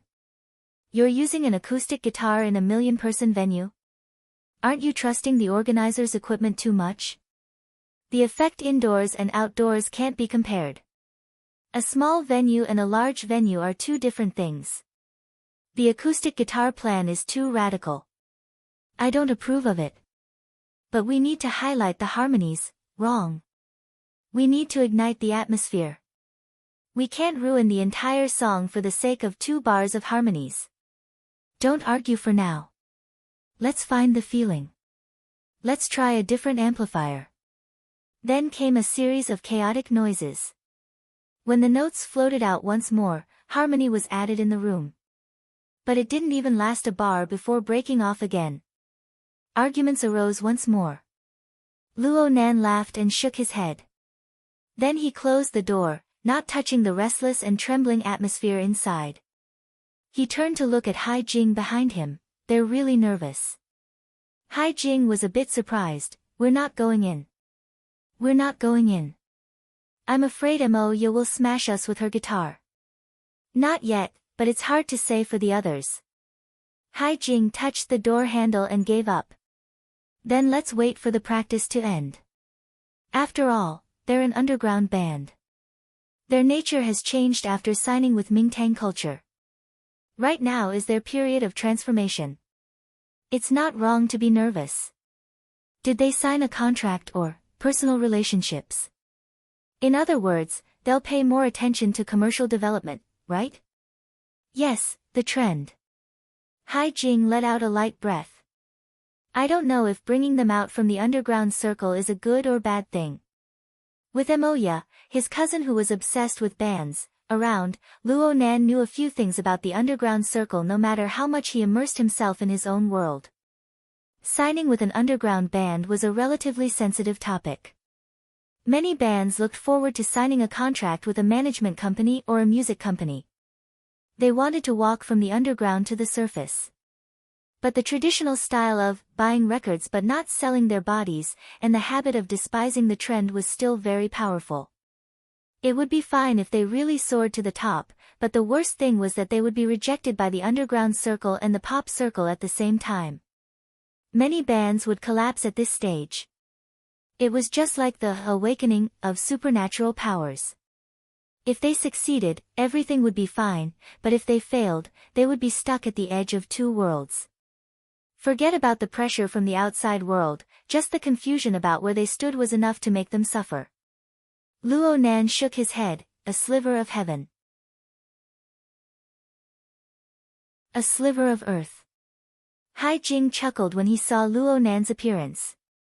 He rubbed Luo Nan's head in passing. Little fellow, when did you become so mature? Luo Nan was stupefied. Hai Jing was a bit embarrassed when she saw Luo Nan's expression. Don't mind me. My hand slipped. It's okay. You're the big brother. Luo Nan didn't care at all. I remember calling you uncle at the very beginning. You had a beard back then. Ayya, you still remember. Hai Jing grinned and pulled a bit of distance away from Luo Nan. He leaned against the opposite wall of the practice room and took out an exquisite box from his pocket. There were 3 e-cigarettes arranged neatly inside. He picked one up and put it in his mouth. His words were a bit unclear. Back then, you were really muddle-headed. You looked stupid. The temperature of his mouth triggered the switch of the e-cigarette as he spoke. There was a crackling sound, and the front of the e-cigarette was slightly red. Smoke rose in spirals. Luo Nan watched the red light on and off the front of the e-cigarette, and some memories from the depths of his brain resurfaced. Maybe. You even said that my surname shouldn't be Gong. I should be called Gong. If I don't ring, I won't ring. Then you splashed your fruit juice on my face and extinguished the cigarette. Oh, that was my first time visiting your house. I stole a puff in the yard. Why did I have to talk so much? So embarrassing. Hai Jing waved his hand. He stuck his head to the wall and forced his face to the ceiling. He looked like he didn't have the face to see anyone. Perhaps this was also called not being proper. Luo Nan was more familiar with this image compared to Hai Jing's well-dressed suit. He laughed again and said to Hai Jing, "There's no band that doesn't want to sign a contract. I don't know about Imoya. My aunt has always felt that the underground circle is too chaotic. If she knew that Imoya signed with a proper management company, she should be happy. The underground circle is chaotic. This circle isn't peaceful either." The e-cigarette in Hai Jing's mouth shook up and down. Mingtang culture is facing a change in its shares. It's a matter right now. Forget it. Let's not talk about this. Luo Nan felt a bit of empathy. Not being able to enter the circle of the awakened was one thing. Truly entering the inner world seemed to bring all sorts of troubles. Obsession underground. Troubles in the sky. None of them can be avoided. Okay. You've become a philosopher. Did something hasten your maturity? Luo Nan blinked and changed the topic. Brother Jing, you still quit smoking in the end. I haven't really smoked for the past 2 years. It's funny when I think about it. I can't quit no matter what when I'm singing. But once I stop singing, it's all over. Hai Jing's wristband vibrated at this time. He lowered his head to look at it. Then he straightened his body and removed the e-cigarette. Here comes the trouble. I'll take you to find a place to rest. There are quite a few empty rooms here. Wasting them is wasting them, but safety and privacy are guaranteed. Luo Nan nodded and followed. Hai Jing put the e-cigarette back into the box. He suddenly thought of something and waved the box. Oh right. Thank your uncle for me. He was the one who recommended this Star Ember series to me. Luo Nan laughed without saying anything. But he suddenly remembered. Imoya had so many friends. Among the men, only Hai Jing was able to visit her home alone and enter her room. Perhaps this was the key reason why he mistook Hai Jing for his brother-in-law. Mistook. Mingtang culture was one of the organizers of this parade. Before the official performance, there were a multitude of matters to attend to. Hai Jing said that he was going to lead Luo Nan to find an empty room to rest in. But he hadn't taken a few steps when an urgent matter came pressing down on him. He needed to rush over immediately. Forget it. You go by yourself. Room 5627. Just turn around the corner at the end of the corridor. Hai Jing joked as he spoke. Don't worry about bumping into people. It's fine if you try one by one. Every practice room has its own privileges. You can't enter without authorization. Okay. Go do what you need to do, Brother Jing. Hai Jing turned around and was about to leave when he remembered something. Oh right. Your girlfriend is in room 5621. She's with Bai Yu and the others. You can go there and take a stroll. With your friendship with Teacher Cat Eyes, she shouldn't kick you out. BHD's music style is more suited to the tastes of you youngsters. You made 3 mistakes in a single sentence. Should I correct you or not? In the end, Luo Nan could only accept it with a smile. Hai Jing wanted to rub Luo Nan's head, but he came to his senses in time. He placed a palm on Luo Nan's shoulder. Have fun this weekend, but you need to show some concern for your sister. Luo Nan looked pensive as he watched Hai Jing leave in a hurry. 5627, 5627. Luo Nan followed Hai Jing's instructions and found room 5627 in the corner. He was just about to reach his hand out to grab the door handle when he suddenly stopped. He raised his head to confirm the room number. 5627, that's right. There are no problems with the privileges. But why were the 2 people inside able to go in? And why were they having fun so much? The use of mental senses actually manifested here. Right now, there was only one thing he was conflicted over. Should he continue watching? Or should he continue watching? Luo Nan sighed outside the door. There was a saying in Hai Jing that was very true. The industry was very messy. Youngsters these days were quite knowledgeable. No one was a pure white lotus. Luo Nan had attended health classes before. Mo Pen would sometimes sneakily give him some indescribable materials and the like. Luo Nan was not lacking in concepts. But he had devoted himself to researching all sorts of theories since the age of 10. He worked every day and night. How could he have the leisure to delve into these things? He never expected that 16 years of emptiness would bring him this sort of high-level course in a single day of enlightenment. They should both be artists. The man was handsome, and the woman was beautiful. Though their clothes were in disarray, their makeup and grooming were extremely fashionable. It was hard for Luo Nan to avoid lingering on the body of the woman. Though he didn't approve of this sort of behavior in broad daylight, he had to admit that they were very good-looking. The woman's long hair covered half of her face. The contours of her face were slightly distorted due to the intense exercise. However, artists had innate conditions that were a cut above others. They also had strict body management, as well as the polishing of temperament and style. When they were released in the dark room, they really did have a charm that stirred people's hearts. Stop. What in the world am I thinking? Luo Nan didn't know how long he stood at the door in a daze. Of course, he didn't enter in the end. Instead, he walked forward with quick steps. After walking for nearly 20 meters, he finally stood still in the middle of the hallway and let out a long breath. His lips hadn't even parted due to the fast exhalation of air. His lips trembled rapidly under the impact of the airflow, emitting a strange puffing sound.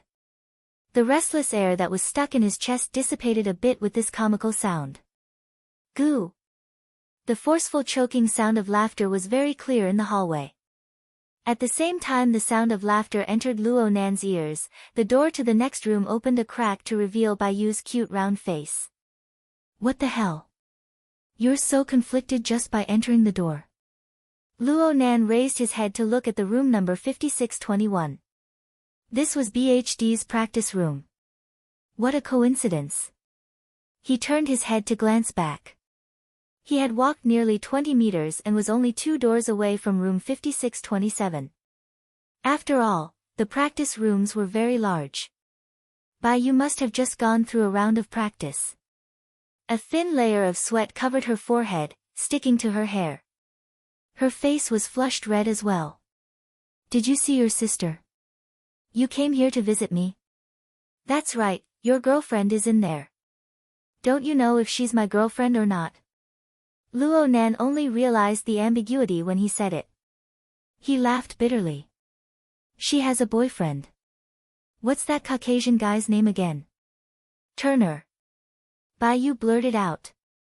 Then she covered her mouth and shot a glance behind her. She turned her head to look at the two ends of the hallway. Only when she didn't see anyone did she let out a sigh of relief. Then she pushed open the door and walked out. She closed the door behind her and lowered her voice. Don't let Jinggu hear you. He hates it when his artists lie. Luo Nan frowned as he watched Bai Yu walk out. Bai Yu had been practicing her dance in the room just now. She had even worn 10-centimeter high heels in order to imitate the scene of the performance to the greatest degree. Her well-developed body had grown a bit taller. When she stood together, she was taller than Luo Nan by 2 or 3 fingers. Of course, this wasn't important.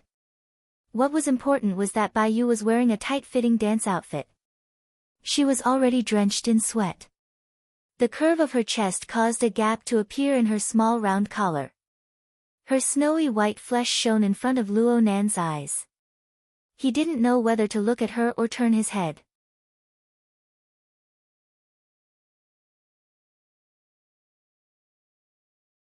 Chapter 454.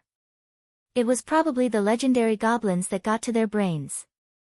Luo Nan wanted to smack his own head. He felt that he wouldn't be more embarrassed than he was right now if he were to fight with an extraordinary. Okay, this was an exaggeration. A moment of embarrassment was far from being comparable to a duel of life and death. Ever since he entered the inner world, everything he encountered was much more difficult than what he was facing now. Compared to the true predicament he faced, the current encounter was nothing more than a small stumble in adolescence. He had overcome even greater difficulties. There was no reason for him to shrink back now. No, there was no reason for him to be a slave to his desires. Luo Nan's mind fluctuated with a few thoughts, and he felt much better. He took a deep breath and maintained a steady tone of voice. I understand. Go back and practice. Where are you going? Did Brother Jing really arrange work for you? Ah. Before Luo Nan could think of a good reason, the sound of noisy footsteps could be heard from the other end of the corridor. A large group of people circled around the corner, room 5627, and walked over. The most eye-catching people in the crowd were the bodyguards with strong bodies in suits and leather shoes. They formed a dense layer around the perimeter. There were also service personnel with work nameplates hanging to the side. However, the most eye-catching person was a fashionably dressed woman in the deepest part of the crowd. She wore sunglasses, and her head was slightly raised. She was surrounded by people, and her aura grew more and more powerful. The spacious hallway became exceptionally narrow because of the arrival of this group of people. The wild mandarin ducks in room 5627 heard the noise. They tightly hugged each other from a negative distance. Under panic and stimulation, they secreted large amounts of dopamine, serotonin, estrogen, and so on. Their entire bodies responded, and they even confused the boundaries between pleasure and fear. Only now did Luo Nan discover that he had been paying attention to them all this time. This was really. The result of seeing oneself clearly was often awkwardness. Awkwardness wasn't a poison. One wouldn't die from suffocation. Luo Nan thought that he was the only one who knew from beginning to end. At most, he would be able to research the information in private. This was a benefit brought to him by his ability. It was fine as long as he didn't get affected by it and reflected his desires into reality. Luo Nan's mental construction had just reached a certain level when he suddenly felt a tug. He turned his head to look and saw Bai Yu's taut face. She gave him a meaningful glance to get closer. Her body language was quite nervous. With Luo Nan's current attainments in body techniques, he obviously wouldn't be tugged by a little girl. But, seeing Bai Yu's expression, he took the opportunity to walk over and the two of them stood against the wall. Bai Yu let out a sigh of relief. She then lowered her head and crossed her hands over her abdomen. Her posture was as proper as a flight attendant's. At this moment, a group of people happened to pass by. She immediately smiled and greeted them in a low but clear voice, Sister Weiwei, Director Wu. Even with Luo Nan's eyesight, he wasn't able to see whether or not the powerful woman responded. Instead, A middle-aged man in his 50s spoke to Luo Nan's side, "Don't loiter around outside. If you need to practice, go practice." The dense mass of people walked past. They made a right turn at the end of the corridor, breaking away from Luo Nan and Baiyu's line of sight. However, Luo Nan's mental senses remained clairvoyant from beginning to end. At the corner was a semi-sealed passageway. The passageway was locked by a transparent electronic door. At the end of the passageway was a carved double door. Behind the door was a rather luxurious suite that could easily fit dozens of people. The group of people walked into the suite. Not long after, the service staff who had just followed them and hurriedly left, most likely having received a task. Seeing the service staff pass by, Baiyu stuck out her tongue. "I got caught. I have to get out of here." "Hold on, who's that?" "Director Wu. She's the head of the company's artist department. Brother Jing's immediate superior. Of course, she's also our big boss." Baiyu's eyes blinked as she spoke. It was as if she was telling Luo Nan that she was different from the boss she had won a bet with. Luo Nan's heartbeat sped up a bit when he was stared at by these eyes. Unfortunately, the scene of the ravine and snow-white muscles kept swaying in his mind. He did his best to rid himself of the effects of his hormones and tried to chat normally. "That Sister Weiwei should be an artist as well. It looks like she's treated much better than you. How can that be the same?" "Huh? You don't know her?" "I'm not familiar with the entertainment circle." "You really don't know her? What's there to show off?" "Ah. My heart suddenly feels better." Baiyu clasped her hands together and made a gesture of thanking God. Then she happily explained to Luo Nan, "That's the pillar of our Mingtang culture, Shi Wei. She's a standard A-list artist. She's quite famous in East Asia and Southeast Asia." "Shi Wei. You don't have any impression?" "No, I can remember a bit. She debuted as a super pure and innocent celebrity. She seems to have successfully transformed her career. Her acting path is quite wide. There was a period of time when Mo Peng was very obsessed with her. He borrowed money from me to buy peripherals." Baiyu let out a long sigh. "Peripherals. When we debuted, peripherals were half sold and half given away. Even so, we still accumulated half a warehouse. She's not like Sister Wei. Her position as the #1 sister in the company will be more or less stabilized in the next few years." Luo Nan paid attention to the situation in the room. He discovered that Shi Wei and the big boss of the artiste department, Director Wu, were talking on equal terms. She was even a bit stronger. Sure enough, she had the style of a #1 sister. She's even invited to stand on the stage for this sort of parade and assembly. Sister Wei's transformation was in the direction of public welfare. Plus, with her popularity, standing on the stage is more effective than us dancing for an entire night. Huh. That's weird. Sister Wei's schedule is famous for being tight. There's still 7 or 8 hours until the performance. Baiyu's eyes shone brightly. Her eyes were lit up by curiosity. She had long forgotten about being caught red-handed. She lowered her head and operated her wristband. She checked the internet and even signaled Luo Nan to come over and enjoy the show. Sky Street. One of the largest gossip communities in East Asia. Their social media accounts are updated in real time. Even though it's annoying to be exposed here, honestly speaking, we still hope to see news about ourselves on there. It'll increase our exposure. Look, it's this. Fairy, she's secretly meeting a new lover. It looks like she was out on a date and got caught by the paparazzi. Aha! She's definitely here to hide. This sealed floor was indeed quiet. The paparazzi didn't have the authority to come here. But what the hell was Baiyu excited about? Luo Nan finally understood. Baiyu was older than him by half a year, but she was actually a little gossip bug. It was sad that she had chosen the enemy camp. Luo Nan was shaking his head in his mind when he suddenly discovered a new situation. He signaled for Bai Yu to open the door to the practice room behind him and pushed her inside. Someone's coming. Luo Nan let out a breath after dealing with the loose ends. He turned around and walked in the opposite direction. But he hadn't walked more than a few steps when he heard someone call out to him, "Hey, you over here." Luo Nan turned his head with a pure expression. "You called me?" The person who called out to Luo Nan was none other than Director Wu. He walked out from the sealed passageway with a slightly chubby young woman following by his side. The woman was talking to him. "It's better if I go by myself." "Don't. The reporters outside are like wolves and tigers. You've been with Little Wei for far too long. They all recognize you. Let someone else do the work of running errands." Director Wu scanned Luo Nan's face as he spoke. He felt that this young man's face was quite young and unfamiliar. He was a bit puzzled. "Which department are you from?" Luo Nan subconsciously replied, "I'm with Brother Jing." "Hi Jing, right."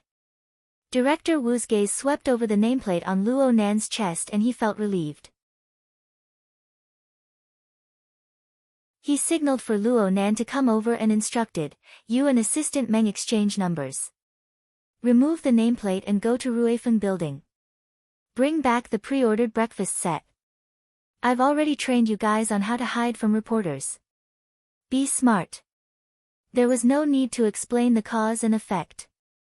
Luo Nan couldn't refuse in this situation. Otherwise, he would be digging a hole for Hai Jing. He responded honestly, removed the nameplate, turned around, and left. Director Wu and Assistant Meng returned to the suite. Luo Nan quickly walked through the hallway, but just as he passed room 5621, a crack in the door of the practice room opened. Bai Yu poked her head out. "Oh, the refreshments of Ruifeng building. They're so damn expensive. And they don't have takeout service. I can only pick them up from their doorstep. But I heard that they're good for your looks. I really need to run errands this time." The girl had been eavesdropping through the crack in the door all this time. Luo Nan didn't care about running errands. Hai Jing was able to bring him in. Why couldn't he do something? He asked casually, "Do you want some? I'll give you some along the way. There's no need for refreshments. I can't afford them." "Huh?" She turned around and said a few words into the room. A few seconds later, she poked her head out again. She blinked her eyes fiercely and did her best to charm, "Brother Luo Nan, come in for a bit, okay?" Luo Nan sighed and entered the room according to her words. Four gazes fell upon him as soon as he entered the room. He recognized Cat Eyes and Yu Qin. There were also two young girls who were a bit older than Bai Yu. They were undoubtedly the other two members of the BHD group.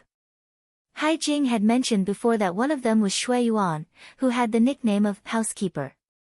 The other was Clara, Barbie. As members of a girl group, their personas were quite distinct. The one who was drenched in sweat and had a white towel draped over her shoulder was frowning as she looked over. She was most likely Shui Yuan. She had a serious face and her figure was the most well-proportioned and fit. As for Clara, she was undoubtedly the charming mixed-blood beauty. Her skin was as white as milk and her looks were extremely high. Bai Yu giggled and clapped, hurry up, hurry up. High-end free labor is only available once. Boss Luo is going to Ruifeng Road to pick up takeout. Anyone who wants to pick up something along the way, hurry up and sign up. The floor is closed right now. If you miss this opportunity, you'll have no hope at all. Shredded radish? The charming Clara let out a low laugh. She was amorous, and she was much more mature than her age.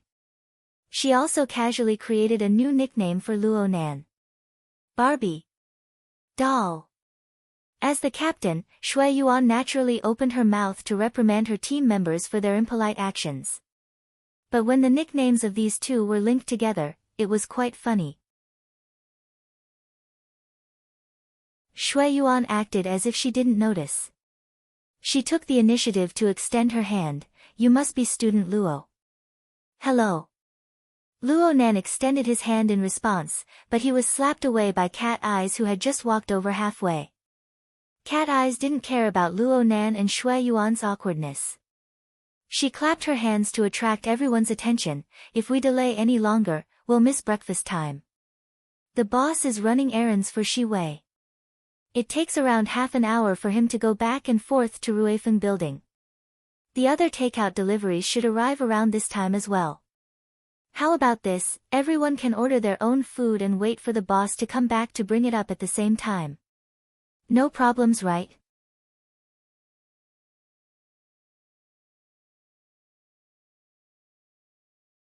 Chapter 455. The group of people all rolled over in laughter. But these girls did not know how much complicated information was contained in Luo Nan and Cat Eye's conversation. They also did not know what sort of sharpness was hidden in their gazes. Luo Nan was drunk when faced with such a believer who was unconvinced and had a tendency to self-destruct. Shui Yuan, who was next to Luo Nan, thought of something. She suggested, let's first exchange numbers.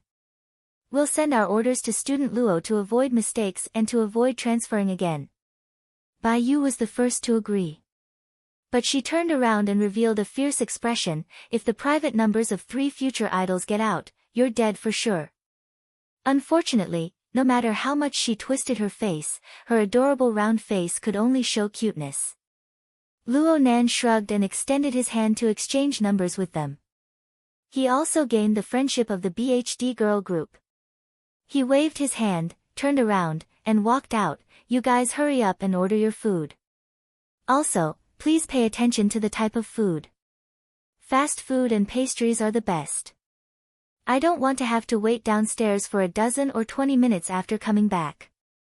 Bai Yu let out an ah, and expressed with extreme innocence, we're all obese. What about body management? Shui Yuan stared at her. Body management has already collapsed the moment you suggested it. But Captain, you didn't refute it. I'll take you guys to strengthen your training for 2 hours. Hypocrite. Pervert. Luo Nan had already opened the door to leave the BHD group's internal strife. At this time, the silent Yuqin walked up to him and whispered into his ear, Mr. Luo, let me go with you. Huh? No need, no need. Cat Eyes giggled as she hugged Yuqin's shoulder. She kissed her and firmly pressed her down. Right now he's burning hot. His head has a fever. It'll be better for him to go out by himself. You're the one with a fever. Luo Nan retorted. But when he saw Cat Eye's expression, he understood that something good had happened next door. It was impossible to hide it from her. In fact, Cat Eyes might have even seen his relatively straightforward reaction earlier on. Was it awkward? Of course it was. But his special relationship with Cat Eyes had more or less dispelled a portion of it. He just glared at her and opened the door. Cat Eyes suddenly said, I won't order a meal for you. You can just go to Auspicious Abundance Restaurant and receive a flowing stone set.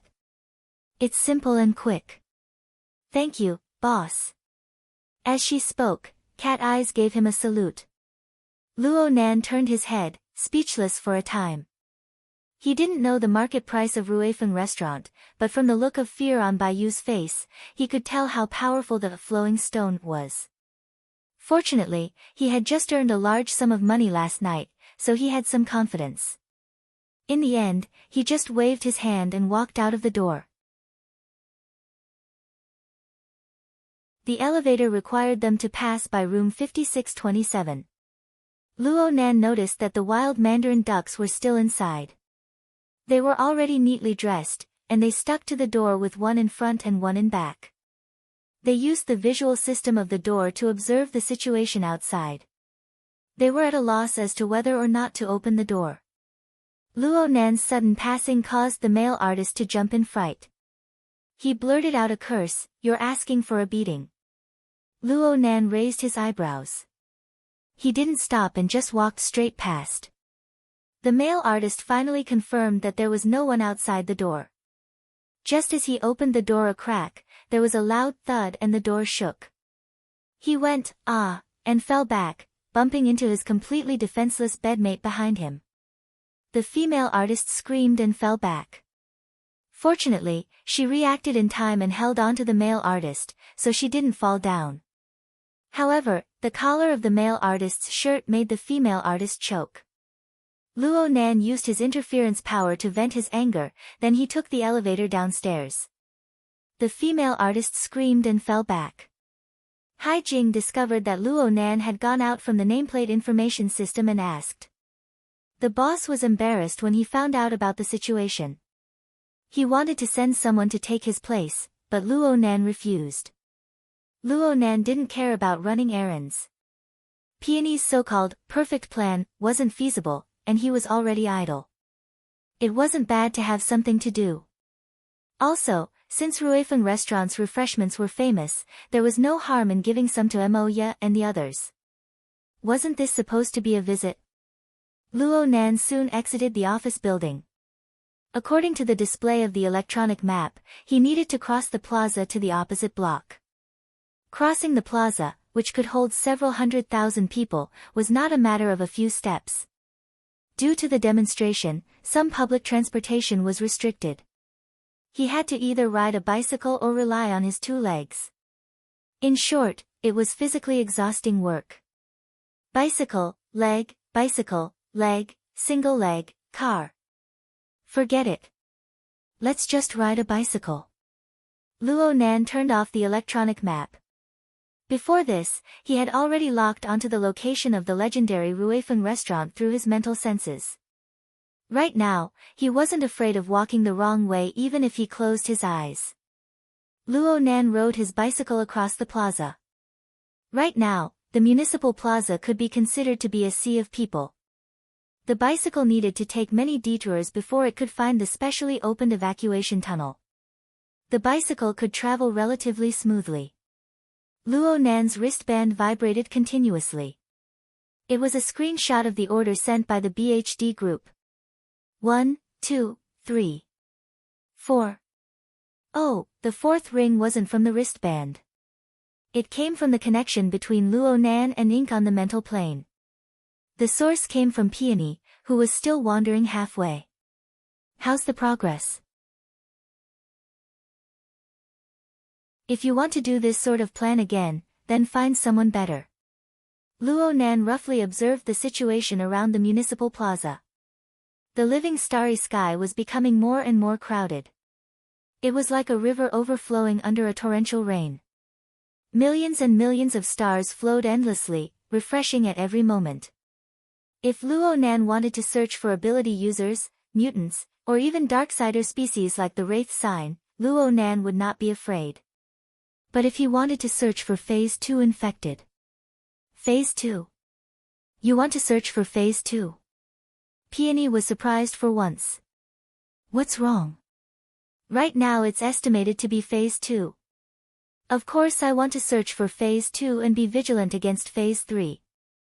Peony interrupted his words. Mr. Partner, you have obsessive-compulsive disorder, right?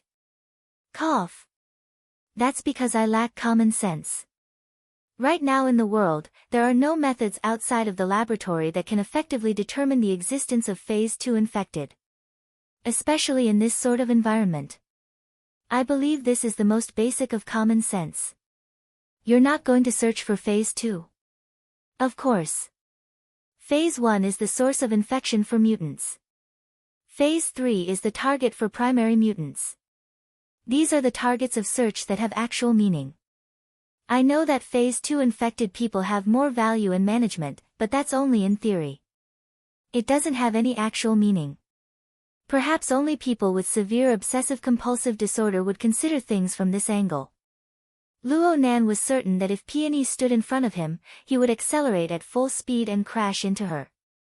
Several seconds later, Peony sent him a low chuckle. Mr. Partner, are you angry?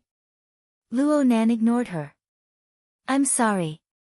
Maybe I haven't completely sobered up, or maybe I'm on my period. I don't really pay attention to what I say. You should already be in the plaza right now. Do you want to meet up with me? I've always been quite curious about a partner like you. Luo Nan's eyebrows jumped. He instinctively looked all around, believing that Peony had discovered him. He only reacted half a second later.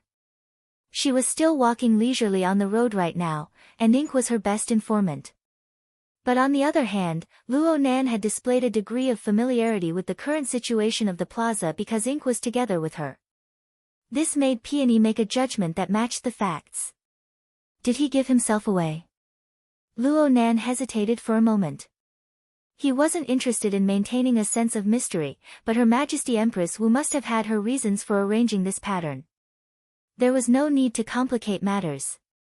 So he refused. He put on a little act in passing. Compared to my eyes, your plan is more meaningful. Fine. In any case, someone is treating me to lunch. Even though I might not go. Then we'll contact each other again in the afternoon. We'll work overtime together at night to search for the targets of Phase 1 and Phase 3. Peony intentionally emphasized these two words. Luo Nan's lips twitched. Okay. If you discover anything during this time, you can notify me. I'm always online. There was nothing else to do after this. Luo Nan rode his bicycle and locked onto Ruifeng Building. He left in a hurry and returned in a hurry. When he really rode over, he knew that this journey would not be easy. Time was very tight. Fortunately, Luo Nan had been cultivating non-stop recently. Coupled with the feedback from his soul strength under the coupling relationship, his physical strength surpassed the limits of an ordinary person. He was able to smoothly make a round trip within 20 minutes. Luo Nan returned to the office building. The takeout ordered by the BHD group had arrived one after another. The last delivery boy arrived around the same time as Luo Nan. Luo Nan was near the service desk. He checked the orders one by one to confirm that everything was complete. Then he encountered a new problem. As a temporary delivery boy, Luo Nan was running 5 or 6 orders at the same time, but he only had one pair of hands. The amount of food for so many people and the reality of the separate packaging made it impossible for Luo Nan to use conventional methods to move this pile of things up in one go. Luo Nan looked at the pile of beautifully packaged food boxes on the ground, and he was puzzled despite much thought. It didn't make sense. No matter how gluttonous a group of girls were, they shouldn't have gone to this extent. Did they still need to manage their bodies? Luo Nan checked the order information they sent over once more, but he didn't discover any problems. Oh, wait a moment. There was another message besides the order. The sender of the message was Clara. Luo Nan gave a cursory glance and laughed bitterly. The sound of lithe footsteps drew near at this time. A woman's voice whispered, "Mr. Luo, let me help." Luo Nan turned his head and saw Yuqin greeting him 3 steps away from him. Their gazes met, and Yuqin bowed slightly. She wore a moon-white long sweater that reached her knees. She paired it with a polka-dot blouse and a high-waisted skirt. She walked with a light and familiar style. It was fortunate that her temperament was able to hold it up. In the end, she still came downstairs to greet him. This sort of attitude concealed her natural intelligence and sharpness. She concealed it over and over again. She was extremely cautious and conservative. Luo Nan knew what Yuqin was thinking, and Yuqin had a corresponding awareness. Perhaps it was a bit difficult for her to grasp the right amount of heat, so she simply did things a bit more extreme. What she sought was a state of, "No one will blame you for being too polite." Such a smart and calm young girl had really been implicated by her stupid older brother. But then again, Luo Nan couldn't figure it out. Could it be that in the eyes of others, he really was a big boss who would seek revenge for the smallest grievance, a big boss who would annihilate an entire family? Luo Nan sighed, "It's good that you came. Help keep an eye out for a bit. I'll go find a luggage cart or something." Only now did Yuqin truly count the number of food boxes stacked under Luo Nan's feet. She was a bit shocked, this many. It seems like Clara ordered lunch for the seniors in the same building. You're tuning in to the Blissful Bookshelf YouTube channel. We're so grateful for your support, and don't forget to subscribe to join us on this incredible journey through captivating stories. Your generosity through donations truly makes a world of difference, as it's the primary source of revenue that allows me to expand and enhance this channel for you. Thank you from the bottom of my heart for being a part of this adventure.